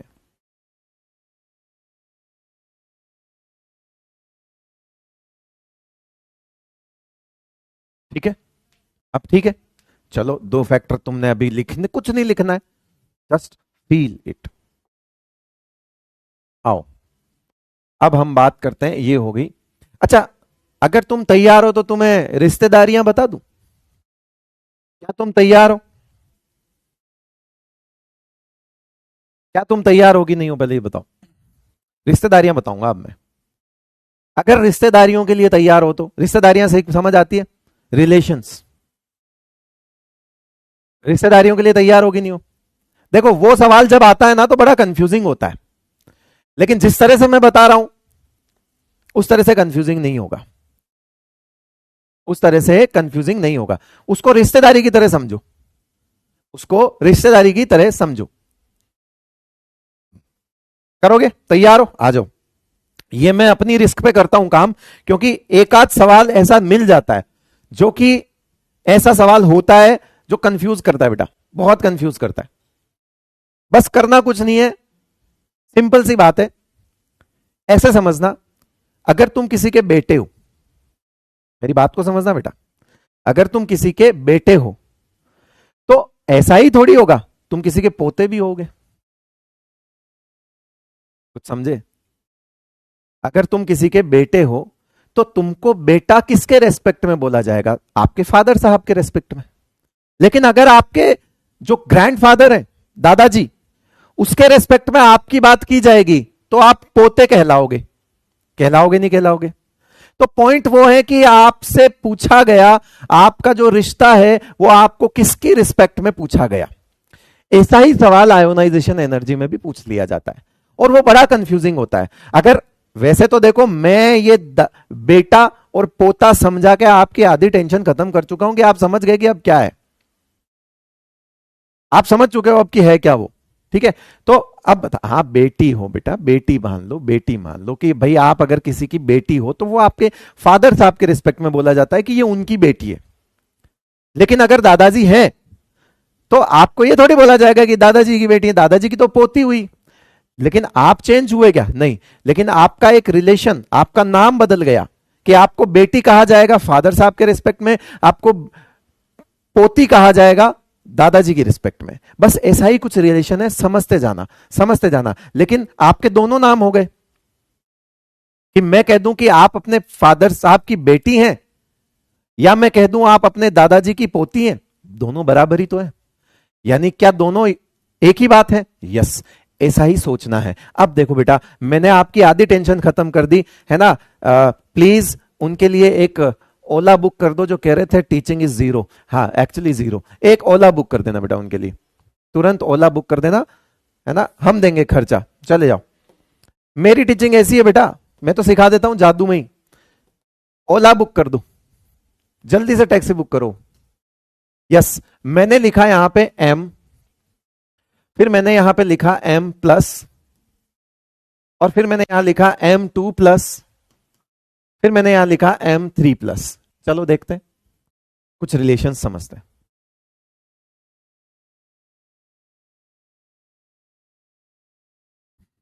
इतनी लाइट कॉफी लाया है यार।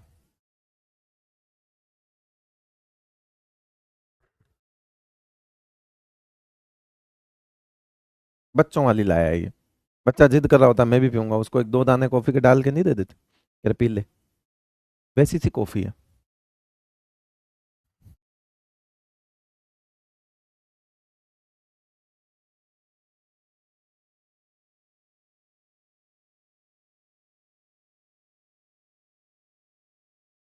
हाँ नोट करना है, ये तो बढ़िया इस सवाल भी कराऊंगा मैं इससे रिलेटेड, एक मस्त आ जाएगा, समझ आ जाएगा तुमको। रेडी हो? कह दो आहो जी। चलो फिर रेडी हो तो आहो जी करते हैं। लो लो लो लो लो लो लो लो लो लो लो, एलियो जी।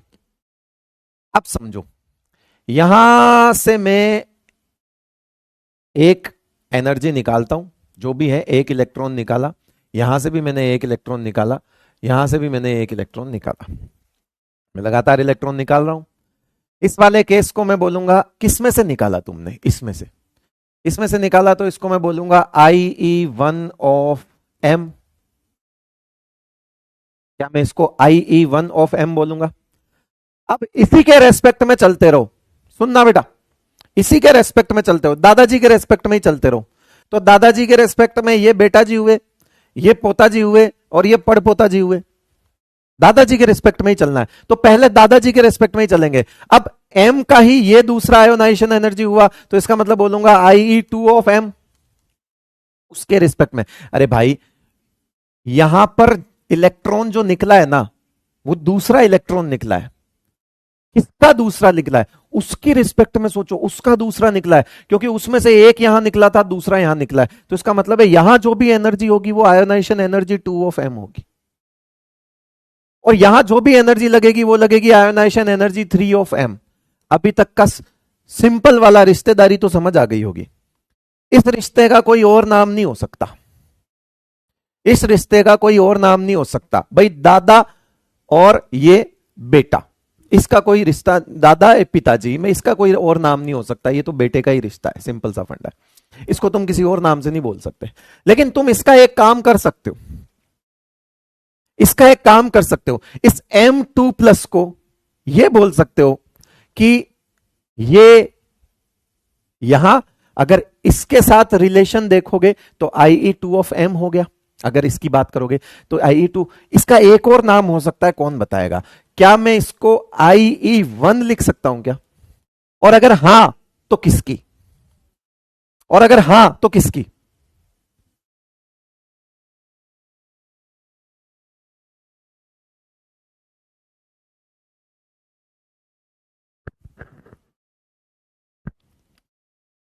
अगर मैं इसको इसके रेस्पेक्ट में दूसरी आयोनाइजेशन एनर्जी बोल रहा हूं, तो अगर मुझे इसको पहली लिखनी है तो किसके रिस्पेक्ट में लिखूं।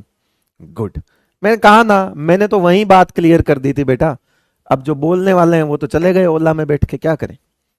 अगर बात समझ आ गई तो इसके बाकी के दो नाम बताओ, इसके बाकी के दो नाम बताओ।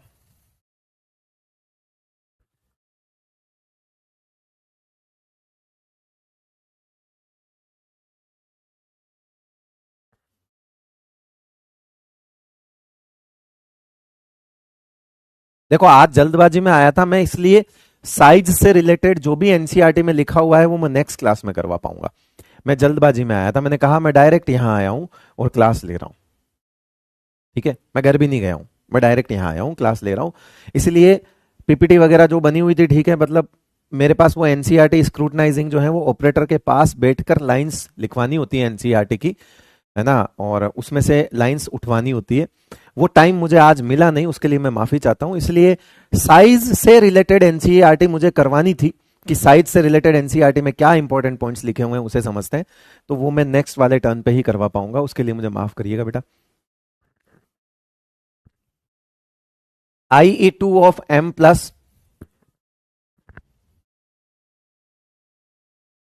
यस, इसकी दूसरी हो गई, बहुत बढ़िया, IE2 of m+, great, and the IE1 of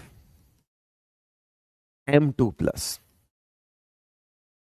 रिश्तेदारियां समझ आ गई बेटा, रिश्तेदारियां समझ आ गई।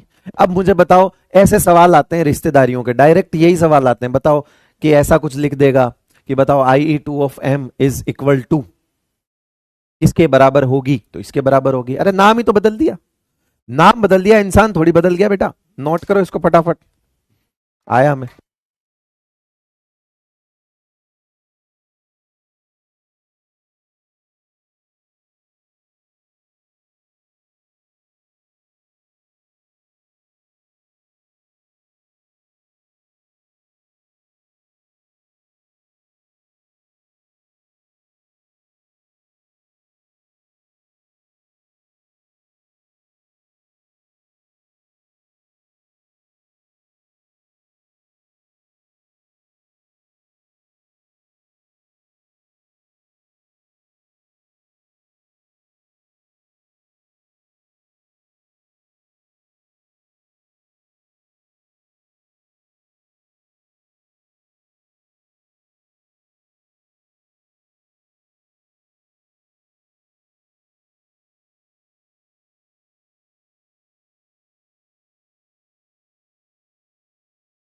हाँ भाई, चल नहीं, ठीक है बेटा। तो देखो एज सच इस पे कोई बहुत ज्यादा कॉन्सेप्चुअल क्वेश्चन नहीं आता, ये अगर चीज पता है, रिश्तेदारी समझ आ गई, तो एक ट्रिकी क्वेश्चन बनाएगा कौन किसके बराबर होता है, दैट्स इट, इसके अलावा कुछ नहीं।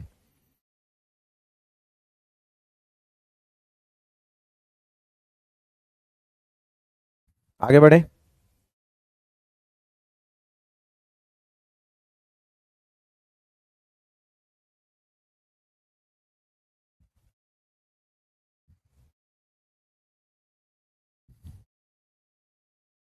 चलो,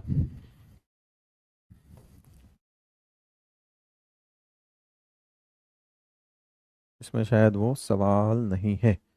एनीवेज, चलिए एक सवाल लिखते हैं, बताना सही है कि नहीं।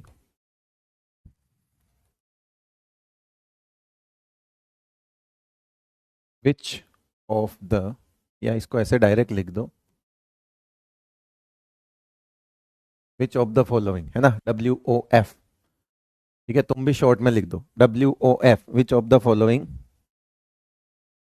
एनर्जी चेंज रिप्रेजेंट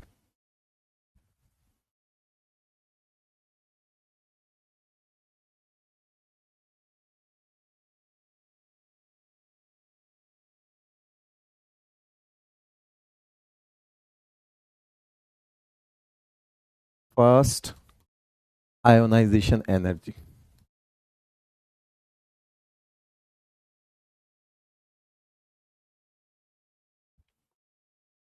पहला ऑप्शन, रुक जाओ, सवाल लिख लो पहले, सबर करो। पहले ऑप्शन लिखते टाइम कोई कुछ नहीं बोलेगा। X2 गैसियस में से हमने बना दिया X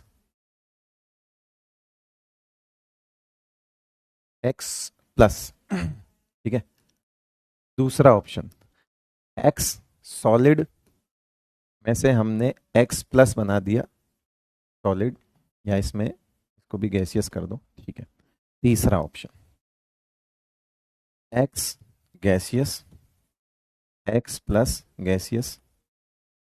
चौथा ऑप्शन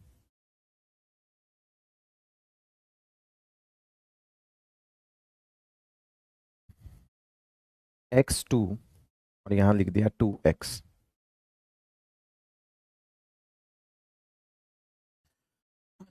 सोचो जरा, थोड़ा डेफिनेशन पे ध्यान देना। मैंने कुछ डेफिनेशन में वर्ड जो है ना वो अंडरलाइन किए थे, बस वही ध्यान रखना है, उससे भी चीजें क्लियर हो जाएंगी। का हम पोलवा करवा दें? आई देखो, आई देखो,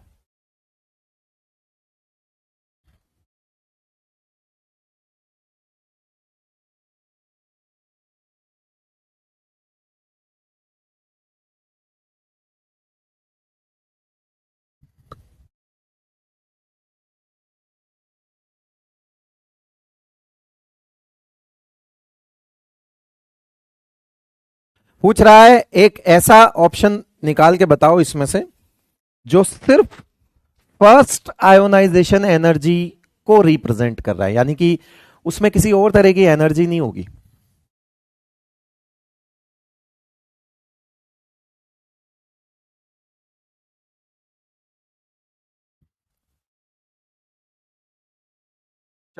करें शुरू।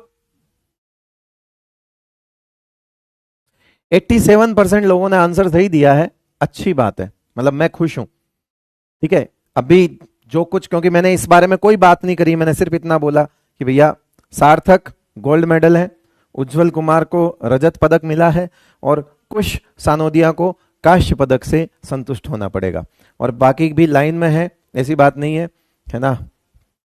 आपको भी स्क्रैच कार्ड कूपन मिल जाएगा। ठीक है, चलो भाई।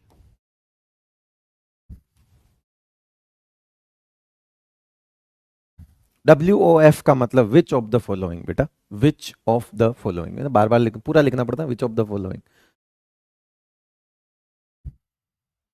विच ऑफ द फॉलोइंग, है ना WOF।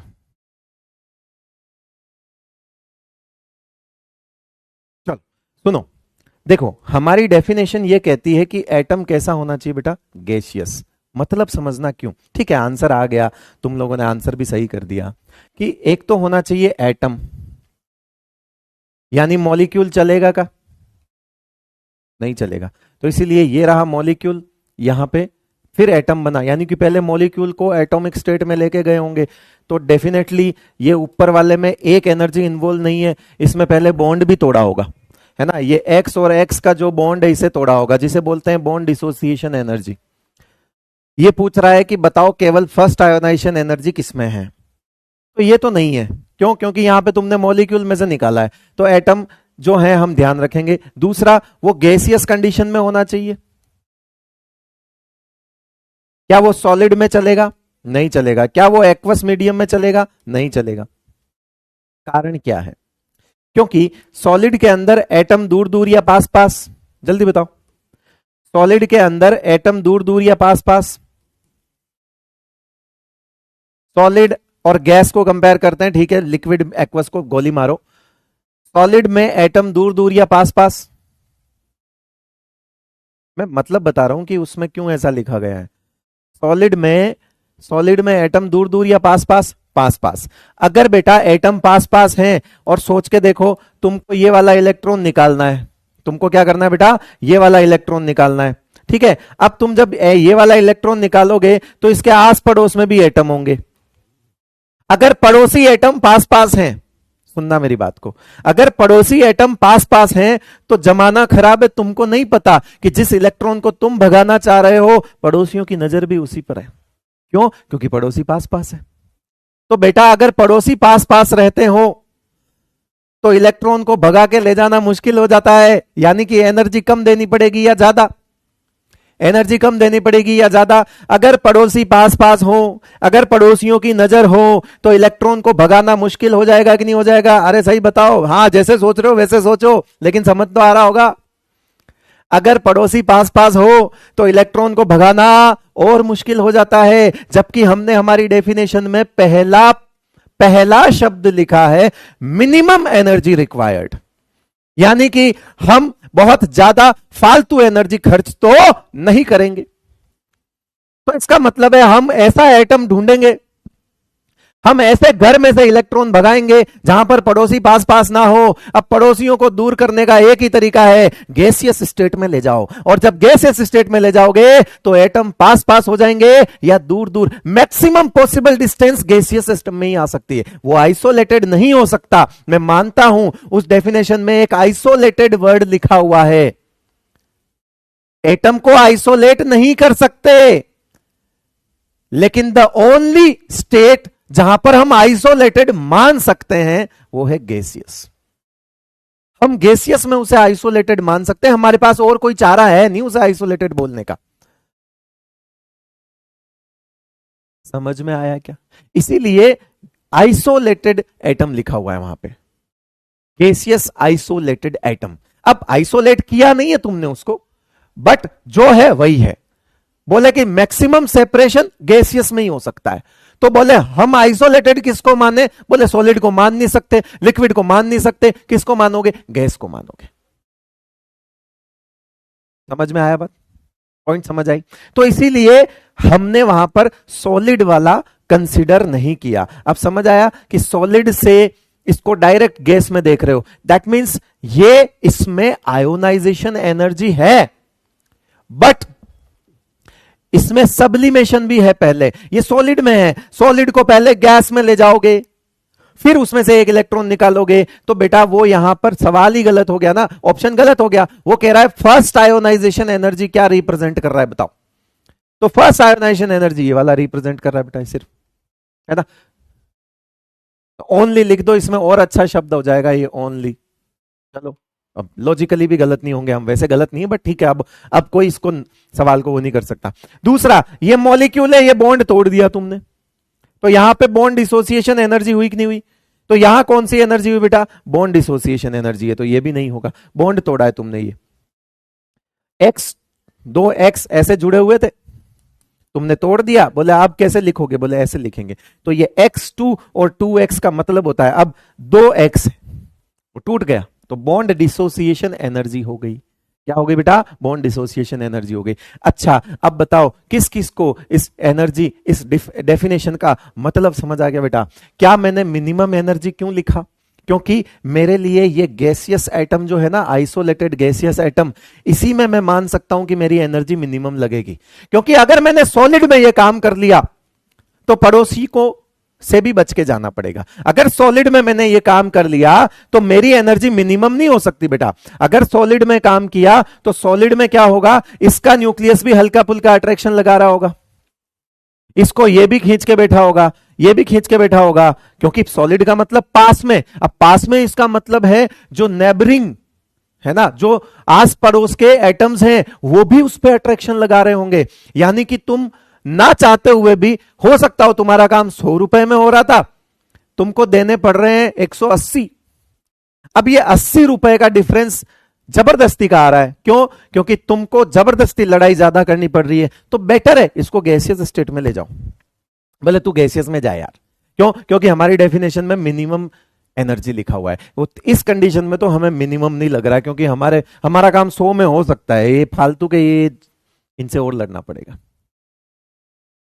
तो याद रखो, जब पड़ोसी पास हो तो इलेक्ट्रॉन को भगाना ज्यादा मुश्किल होता है, इसीलिए पड़ोसी को क्या करेंगे? दूर करेंगे। पड़ोसी को दूर करने का मतलब एटम को कौन सी स्टेट में लेके जाएंगे बेटा? गैसियस स्टेट में लेके जाएंगे। समझ में आया क्या? Teaching skill 0।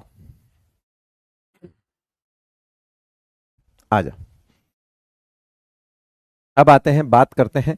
तो ऐसा कोई सवाल आया विच of the following energy change represent वाला, तो ऐसा कर लोगे तुम। आ जाओ फिर, फैक्टर्स अफेक्टिंग आयोनाइजेशन एनर्जी, यहां पे आते हैं हम सीधा, जिसमें से अब थोड़ी कहानी जो है देखो बेटा चेंज होगी, और वो थोड़ा आपको सब्र करना पड़ेगा। बहुत कुछ मैंने पढ़ा दिया है। आयोनाइजेशन एनर्जी क्या होता है समझा दिया, सक्सेसिव आयोनाइजेशन एनर्जी की वैल्यूज क्या होती है समझा दी, आयोनाइजेशन एनर्जी की डेफिनेशन को फील करवा दिया, ठीक है। आयोनाइजेशन एनर्जी के जो रिश्तेदारियां हैं वो बता दी, एक ही एलिमेंट में अलग अलग नाम, उसी सेम एनर्जी के अलग अलग नाम, उसी सेम प्रोसेस के अलग अलग नाम सिखा दिए। तो बहुत कुछ बेसिक चीजें सीख ली। इनफैक्ट 2 फैक्टर तुमको पहले से पता है, जल्दी बताओ कौन से 2 फैक्टर एंड रिलेशन क्या है उनका। बाकी के 2 मैं बताऊंगा, बाकी के 2 मैं बताऊंगा, पहले 2 तुम बताओ। क्यों? क्योंकि हम कर चुके हैं।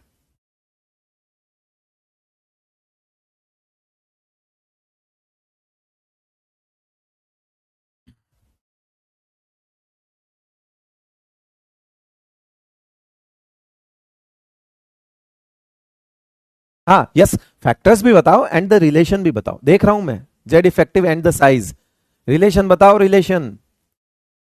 Z effective and size, relation बताओ बेटा, रिलेशन बताओ।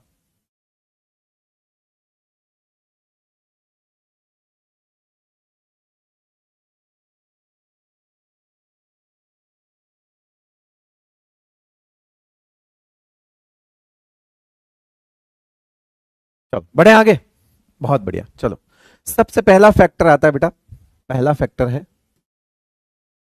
साइज, ठीक है। सिंपल सा फंडा, ये रहा न्यूक्लियस, साइज कब बढ़ेगी? जब शेल्स बढ़ेगी। शेल्स बढ़ेगी तो ये शेल्स कब बढ़ती है? n is equals to 1, n equals to 2।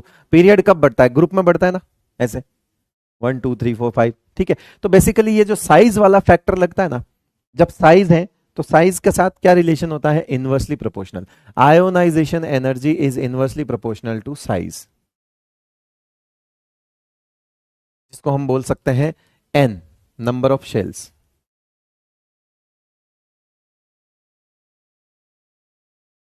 ऐसे भी लिख सकते हैं, ठीक है। और नंबर ऑफ शेल्स कहां बढ़ते हैं? ग्रुप में बढ़ते हैं। तो हम लिख सकते हैं फिर क्या, इसका मतलब यह हुआ कि इन अ ग्रुप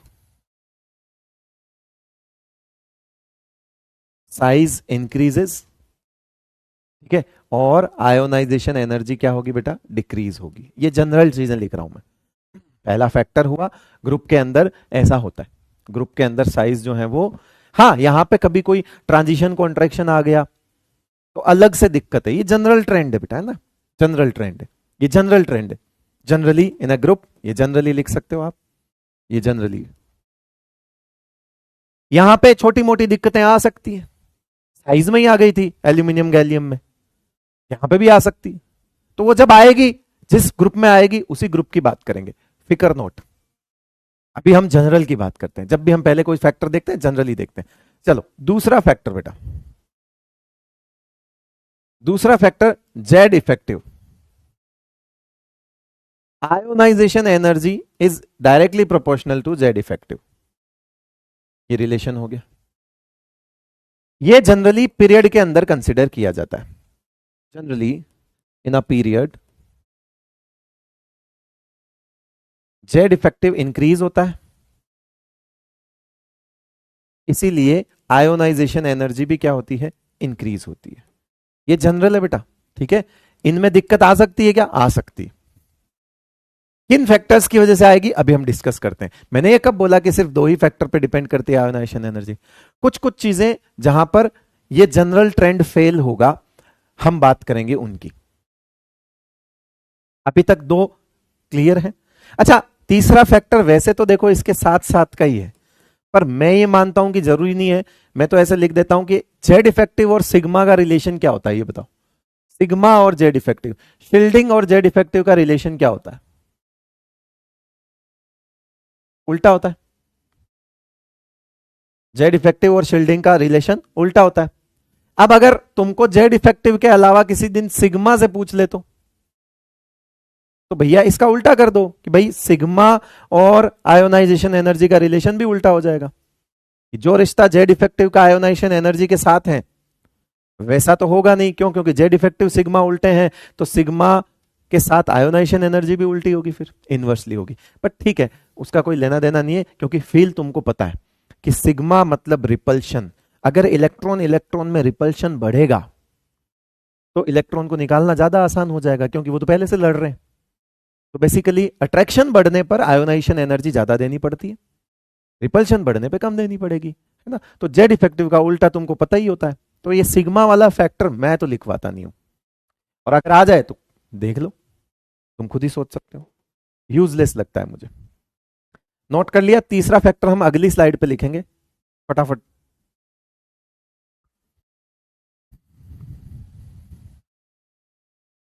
आंधी आ रही है, मुझे लग रहा है लाइट चली गई इसीलिए।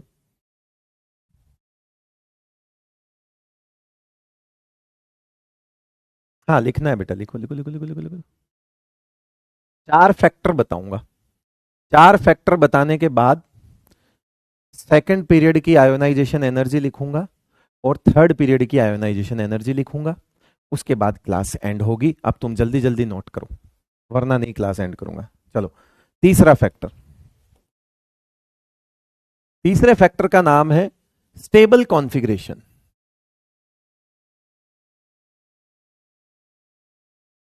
देखो बेटा, अब ये क्यों आया सर, ये साइज में क्यों नहीं आया था? तो मुझे एक बात बता कि मान लो ऐसे इलेक्ट्रॉन भरे पड़े हैं, इसमें साइज का बढ़ना घटना उससे क्या लेना देना? कुछ नहीं ना। भाई एक कमरा है, उसमें पड़े हैं 3 इलेक्ट्रॉन। लेकिन आयोनाइजेशन एनर्जी क्या होती है? आयोनाइजेशन एनर्जी होती है जो पर इलेक्ट्रॉन चलती है। साइज कभी भी पर इलेक्ट्रॉन नहीं चलती। साइज कभी भी पर इलेक्ट्रॉन नहीं चलती। ये बिल्कुल वैसा ही है कि इस कमरे में अगर 3 लोग हैं, ये 2p है, और इस 2p कमरे में 3 लोग बैठे हैं। अगर मैं एक इलेक्ट्रॉन निकाल भी दूं, यानी कमरे में से अगर एक आदमी को मैं हटा दूं, तो साइज में इतना ज्यादा चेंज थोड़ी आएगा। अरे भाई कमरा थोड़ी टूट जाएगा, कमरे में से आदमी निकाला है। तो the basic difference between ionisation energy and size is ये है कि जो साइज है ना, वो इतनी एक्यूरेट नहीं चलती पर इलेक्ट्रॉन। वो इलेक्ट्रॉन टू इलेक्ट्रॉन इतनी एक्यूरेसी के साथ नहीं बढ़ती आगे, इतनी प्रिसाइजली चेंज नहीं होती।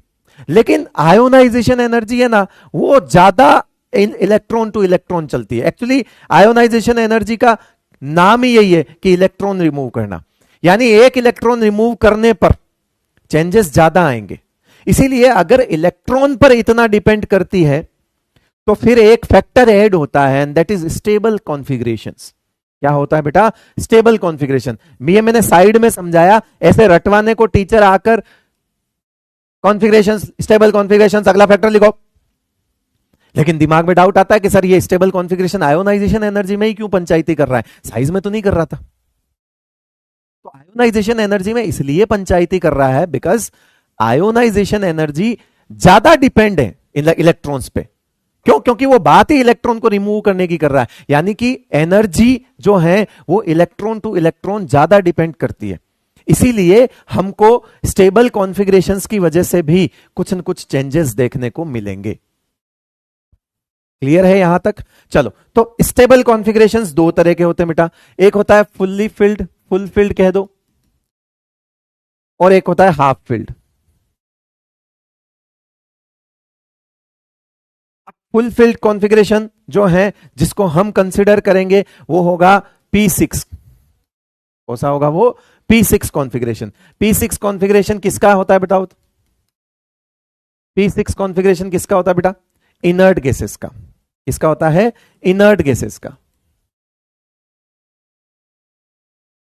Inert gases have maximum ionisation energy in a period.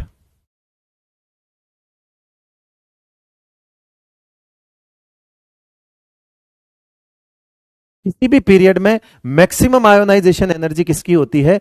किसी भी पीरियड में उनकी होती। क्यों होती? क्योंकि वो फुल्ली फिल्ड कॉन्फ़िगरेशन है। अब फुल फिल्ड कॉन्फ़िगरेशन की वजह से ये स्टेबल कॉन्फ़िगरेशन है, फुल फिल्ड है, खुश है ये, और तुम जा रहे हो छेड़ने, कह रहे ए इलेक्ट्रॉन देना रे, कह रहा पागल है क्या?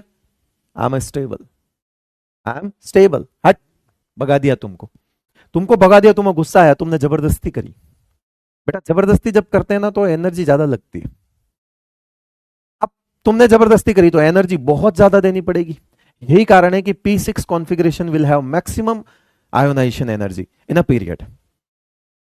बात क्लियर हुई? अभी तक क्लियर हुई?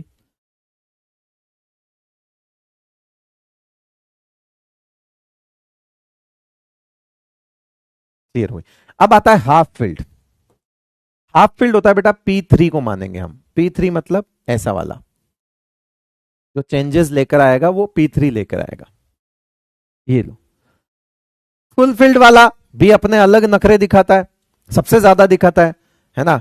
और ये वाला हमें कह रहा है कि मैं हाफ फील्ड हूं, मैं भी नखरे दिखाऊंगा। तुम गए इसके पास इलेक्ट्रॉन मांग ले, बोले भाई देना, तो इसने कहा कि मैं हाफ फील्ड स्टेबल हूं, तो तुमको जबरदस्ती करनी पड़ेगी। जबरदस्ती करनी पड़ेगी तो ये अपने पास वाले से जो है एनर्जी ज्यादा मांग लेगा।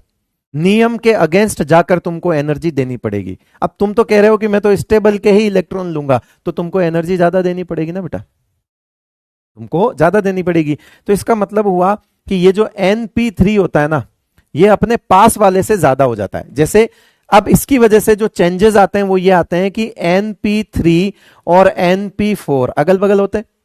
अब Np3 और Np4 में से Np3 की एनर्जी ज्यादा हो जाती है। हमको ज्यादातर सेकंड पीरियड और थर्ड पीरियड देखना होता है बेटा। तो जैसे 2p3 एग्जांपल के तौर पे 2p3 और 2p4 यानी कि नाइट्रोजन और ऑक्सीजन, जेड इफेक्टिव भले ही ऑक्सीजन का ज्यादा हो लेकिन आयोनाइजेशन एनर्जी नाइट्रोजन की ज्यादा होगी। कारण है उसके पास एक्स्ट्रा फीचर है। हाँ, वो कह रहा मैं स्टेबल हूं। तो जेड इफेक्टिव तो लेफ्ट टू राइट बढ़ता है, कायदे से ऑक्सीजन की साइज छोटी है। आप देखो ये दो फैक्टर अगर लगाओगे, ये दोनों फैक्टर्स अगर लगाओगे तो Z effective left to right बढ़ता है। ऑक्सीजन का जेड इफेक्टिव ज्यादा है बेटा, ऑक्सीजन का जेड इफेक्टिव ज्यादा है। नियम के अकॉर्डिंग इसकी आयोनाइजेशन एनर्जी ज्यादा होनी चाहिए थी, लेकिन नाइट्रोजन पंचायती कर गया। नाइट्रोजन ने बोला कि भैया देख इधर अपन stable half filled stable configuration है, तो मेरे को एनर्जी ज्यादा लगेगा। अब इतनी ज्यादा लगी कि वो ऑक्सीजन से ज्यादा हो गई, तो हमारा ऑर्डर बदल गया। अब प्रॉब्लम आ गई हमको। अब हमें इसका अलग से ध्यान रखना पड़ेगा कि नाइट्रोजन ऑक्सीजन में दिक्कत। अच्छा, यही सेम प्रॉब्लम हमें नीचे वाले पीरियड में ध्यान रखनी पड़ेगी, जहां पर 3p3 और 3p4 हमारे लिए होगा, जहां पर फॉस्फोरस होगा, जहां पर सल्फर होगा, और फॉस्फोरस सल्फर ऐसा होगा। सेम प्रॉब्लम नीचे वाले पीरियड में भी जगह पे आएगी, थर्ड पीरियड में भी सेम प्रॉब्लम। समझ में आया क्या? अब बताओ अभी तक क्या सीखा? अभी तक तीन फैक्टर सीखे। जनरली साइज साइज बढ़ेगी top to bottom, ionization energy कम होगी। Left to right Z effective बढ़ेगा, आयोनाइजेशन एनर्जी बढ़ेगी। लेकिन लेफ्ट टू राइट में एक जगह प्रॉब्लम आएगी, ये प्रॉब्लम तो तुम्हें याद नहीं रहेगी, तब भी तुम ऑर्डर सही कर दोगे। क्यों? क्योंकि तुम्हें लगता है कि left to right Z effective बढ़ता है तो आयोनाइजेशन एनर्जी बढ़ेगी, तो ये तो सबसे राइट मोस्ट है ना। तो तुम रीजन गलत सोच रहे होंगे पर आंसर सही जा रहा होगा कि तुम सबसे मैक्सिमम तब भी उसको इनर्ट गैस को ही करोगे। क्यों? क्योंकि वो तो सबसे राइट में है, बट वो रीजन नहीं है। याद रखना, तुम कर भली रहोगे, तुम्हारा आंसर सही होगा, बट अगर तुम्हें कभी रीजन पूछा जाएगा तो रीजन ये है। वो रीजन मत लिख देना कि लेफ्ट टू राइट बढ़ती नहीं, ये लिखना फुल फील्ड है इस वजह से मैक्सिमम है। आंसर सेम रहेगा लेकिन यहां पे आंसर बदलेगा। इनको थोड़ा सा अदला बदली करनी पड़ेगी, इनकी अदला बदली करनी पड़ेगी। चलो ये नोट कर लिया हो तो एक लास्ट फैक्टर देखते हैं बेटा।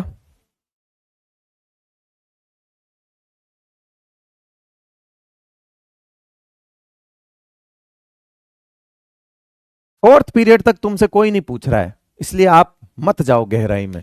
मैंने डे 1 बोला था जितना पढ़ा रहा हूं उतना पढ़ ले। मैं यहां फोर्थ फिफ्थ और डी ब्लॉक एफ ब्लॉक सब लगा दूंगा अभी, भाई तू फंस जाएगा। अब तू डिसाइड कर ले, तेरे को पीएचडी करनी है ना, पीएचडी वाला डॉक्टरेट वाली डीआर लगाना है आगे, या वो डॉक्टर वाला लगाना है, तय कर लेना पहले।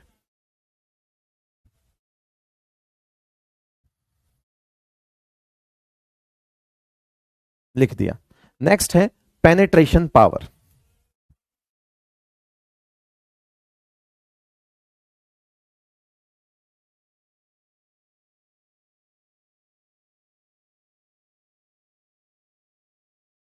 पेनेट्रेट करना पता है?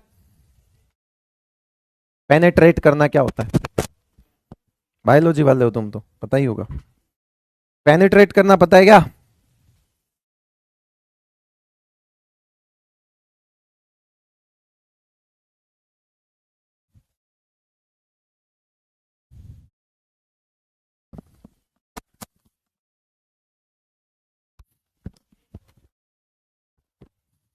बताओ बताओ। पेनेट्रेट करना, यस, कह रहा घुसना। गुड, ठीक है। डार्क है तो लाइट चला ले। किसने कहा तेरे को? आंखें खराब हो जाएगी, अंधेरे में मत देखा कर क्लास, लाइट जला के देख। एक स्पंज की बोल लो, ले ली। अब उसमें ये पेन को पेनेट्रेट करो और फिर मम्मी को बोलो कि अब सुई लेके आओ। निडल, सुई समझते हो? सुई धागा, निडल निडल। निडल जो है उसे पेनेट्रेट करो। उस सुई, उस स्पंज की बोल में जो जल्दी सेंटर तक पहुंचेगा वो कौन होगा? पेन या निडल?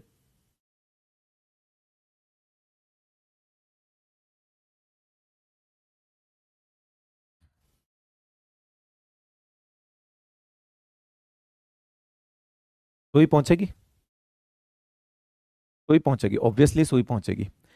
तुम क्या बोलते हो? एस, पी, डी और एफ। आज मैं तुम्हें यह बताऊंगा कि तुम सब बोलते हो न्यूक्लियस के ज्यादा पास कौन होता है? न्यूक्लियस के ज्यादा पास कौन होता है?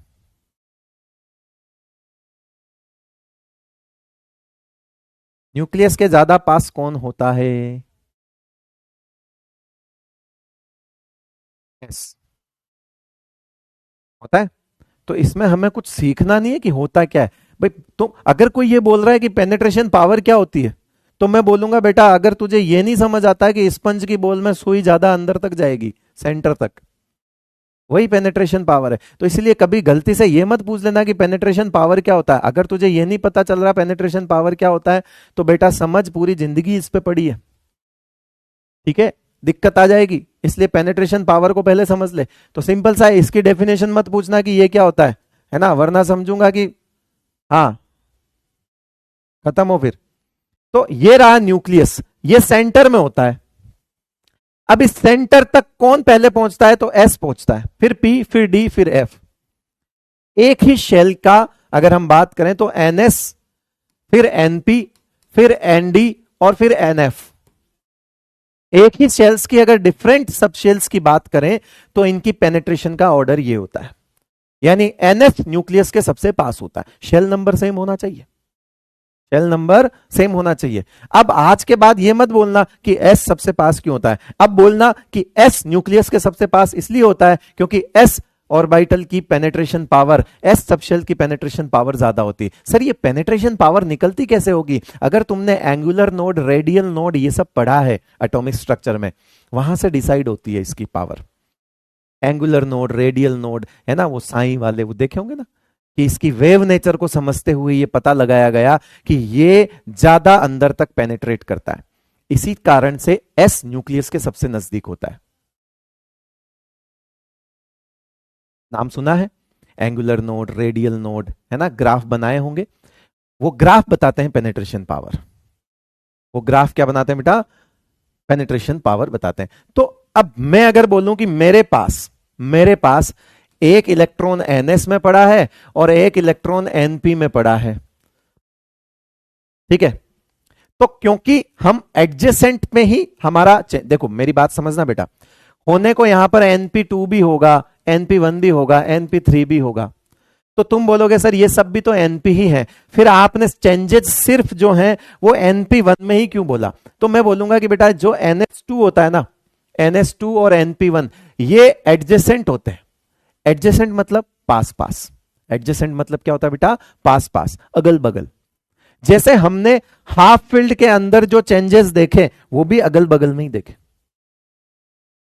क्योंकि इससे आगे जाओगे तो जेड इफेक्टिव वाला फैक्टर डोमिनेट हो ही जाएगा, क्योंकि जो चेंजेस आता है वैल्यूज के अंदर वो इतना ही आता है कि वो अगल बगल में ही बदल सकता है, एडजेसेंट में ही चेंज हो पाता है, आसपास में इतना ही। तो यहां पर भी ऐसा नहीं है कि एनएस की पेनेट्रेशन पावर सिर्फ एनपी1 से ही ज्यादा है, नहीं, ज्यादा पेनेट्रेशन पावर तो उन बाकी सारी एनपी से है उसकी,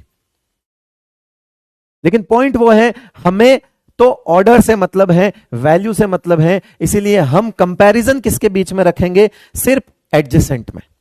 क्यों? क्योंकि ये देखो ये NS2 है, ये NP1 है, तो हम इसका एडजस्ट, जैसे फॉर एग्जांपल ये 2S2 हो गया और अब यहां पे 2P1 हो गया, ठीक है, 2S2 2P1 में 2S2 ज्यादा होगा। अब ये 2S2 आउटर मोस्ट इलेक्ट्रॉन किसका होता है बेटा? ये बेरिलियम का होता है, और ये किसका होता है? बोरोन का। बेरिलियम और बोरोन में अगर जेड इफेक्टिव लगाओगे, साइज का फैक्टर लगाओगे, तो बोरोन की ज्यादा आनी चाहिए थी, लेकिन यहां पर पंचायती हो गई, किसकी वजह से? Penetration. The same is 3S2 और 3P1 वाला भी एडजेसेंट होता है, outer most 3S2 for magnesium and ये 4 होता है एल्यूमिनियम, ये ज्यादा हो जाएगा बेटा। ये थर्ड पीरियड का एक लफड़ा और ये फोर्थ पीरियड का एक लफड़ा, ये सॉरी ये सेकंड पीरियड का लफड़ा, ये थर्ड पीरियड का लफड़ा, फोर्थ का बोल दिया मैंने, थर्ड पीरियड का लफड़ा, सेकंड पीरियड का लफड़ा, बस इतना काफी है। अब बताओ कितनी जगह पे तुम्हारे लफड़ा आया? 2 जगह पे आया। कौन सा? एक तो सर हमको लगा कि ये जो ऑर्डर है ना, ये पेनेट्रेशन का ऑर्डर है, डब्बे में लिख देना, ये वैसा ही है जैसा शील्डिंग का है, सेम।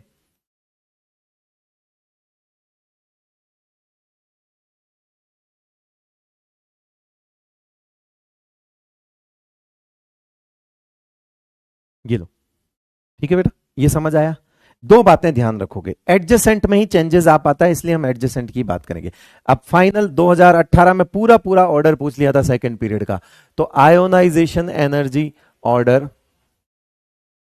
ऑफ सेकंड पीरियड, दिमाग में क्या क्या चीज रखनी है? Left to right generally increase होती है, क्या याद रखोगे? Left to right generally increase होती है, तो हम लिखेंगे सेकंड पीरियड पूरा, lithium, beryllium, boron, carbon, nitrogen, oxygen, fluorine, neon, ठीक है बेटा। फिर हम इनके आउटर मोस्ट कॉन्फ़िगरेशंस लिखेंगे, क्या लिखेंगे हम? इनके आउटर मोस्ट कॉन्फ़िगरेशन। आप यहां देखना, ये 2s1 होगा, सबसे बाहरी वाला लिख रहा हूं मैं, ये 2s2 होगा बेटा, ये 2p1 होगा, ये 2p2 होगा, ये 2p3 होगा, ये 2p4 होगा, ये 2p5 होगा, and this one is your 2p6। बस छोड़ रहा हूं 5-7 मिनट और, है ना। ये देखो, थोड़ा दिमाग लगाओ, लास्ट की बात, जो कुछ सीखा है उसको अप्लाई कर दो। हमको सबसे पहले ध्यान रखना है कि भैया एक लफड़ा यहां था, लफड़े को मार्क कर दो, और एक लफड़ा यहां था, ये भी लफड़ा है बट ये हमें तकलीफ नहीं देगा, तो एक काम करो, बाकी जगह क्या था? बोले बाकी जगह तो लेफ्ट टू राइट इंक्रीज था, यानी कि left to right ionisation energy बढ़ती है बिकॉज जेड इफेक्टिव बढ़ता है। यहां मत लगाओ, उल्टा होता है, यहां लगा दो, यहां लगा दो, यहां मत लगाओ, उल्टा होता है, यहां लगा दो, यहां लगा दो। इसके ज्यादा होने की वजह क्या है? Full field. वजह जरूर लिखो, फुल्ली फिल्ड,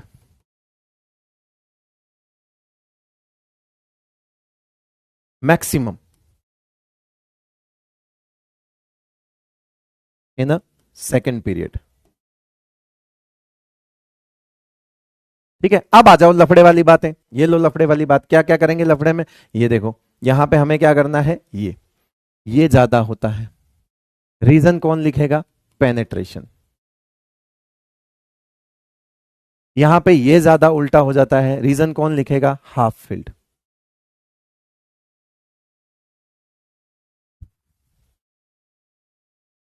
नॉर्मल बढ़ा दो, जहां जहां लफड़ा है मार्क करो। यानी कि अगर मैं इसे रीअरेंज करूं, अगर मुझे रीअरेंज करना है फ्रॉम मिनिमम टू मैक्सिमम, तो देखते जाना, रीअरेंज करना है बेटा। रीअरेंज करूंगा तो सबसे कम 2s1 होगा क्या? ठीक है, उससे ज्यादा, अब देखो ये इधर और ये इधर चला गया तो पहले 2p1 आएगा और फिर 2s2 आएगा पेनेट्रेशन की वजह से। अब इसके बाद यहां पे आगे कौन आएगा? ये तुमने उल्टा सुल्टा कर दिया, अब ये 2p2। अब देखो ये p3 p4 भी अदल बदल हो जाएंगे, तो पहले p4 आएगा कि नहीं आएगा? पहले p4 आएगा, फिर क्या आएगा? बोले फिर 2p3 आएगा। ये उल्टे हो गए, रीजन हाफ फिल्ड। आप बताओ, p5 जहां है वहीं रहेगा और ये जहां है वहीं रहेगा।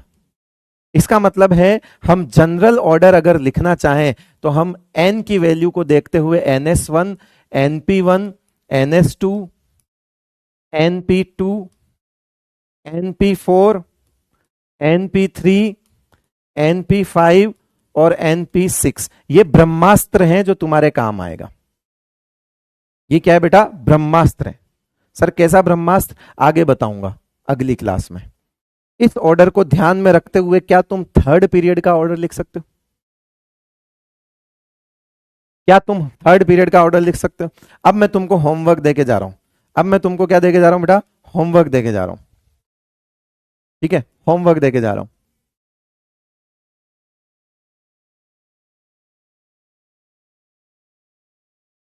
और होमवर्क के नाम पे इसलिए स्लाइड सवाल आज नहीं करवा पाया, ठीक है, टाइम भी नहीं बचा, और आज ऐसा कुछ पढ़ा भी नहीं कि मैं क्वेश्चन कराऊं। होमवर्क में क्या लिखना है तुमको? Order of ionisation energy in third period. Complete third period का आयोनाइजेशन एनर्जी ऑर्डर लिख के लाना है। ले आओगे? सेकंड की तरह ही लिखना है। जो जो बदलाव सेकंड में जहां जहां किए गए हैं वहां वहां थर्ड में करने हैं। ये रहा फाइनल ब्रह्मास्त्र, ये याद रखना। ये चेंजेस किस वजह से हैं? पेनेट्रेशन की वजह से हैं। ये चेंजेस पेनेट्रेशन की वजह से हैं। ये चेंजेस हाफ फील्ड की वजह से हैं। और फुल फील्ड क्योंकि सबसे मैक्सिमम ही रहता है इसलिए वो हमें परेशान नहीं करता, बट याद होना चाहिए फुल फील्ड। चलिए, तो थर्ड पीरियड का आयोनाइजेशन एनर्जी ऑर्डर लिख के लाओगे पक्का। चलो मिलते हैं अगले टर्न पे, है ना? क्योंकि हमारी 2 क्लासेस का लॉस हुआ है बेसिकली, तो अगर आप लोग थोड़ा सपोर्ट करेंगे तो कुछ लेक्चर्स, एक लेक्चर हो सकता हो मैं आपको रिकॉर्डेड फॉर्म में सैटरडे को प्रोवाइड करवा दूं, क्योंकि देखो हमें सिलेबस तो करना ही है। आफ्टर ऑल बहुत लेट करने का भी कोई फायदा नहीं है, क्योंकि इससे फिर आपका आगे की चीजें भी लेट होंगी। ठीक है, तो अभी डिसाइडेड नहीं है, बट अगर ऐसा कुछ होगा तो नोटिफिकेशन आ जाएगा आपके पास। चलिए, बहुत बहुत शुक्रिया आपका। Thank you so much.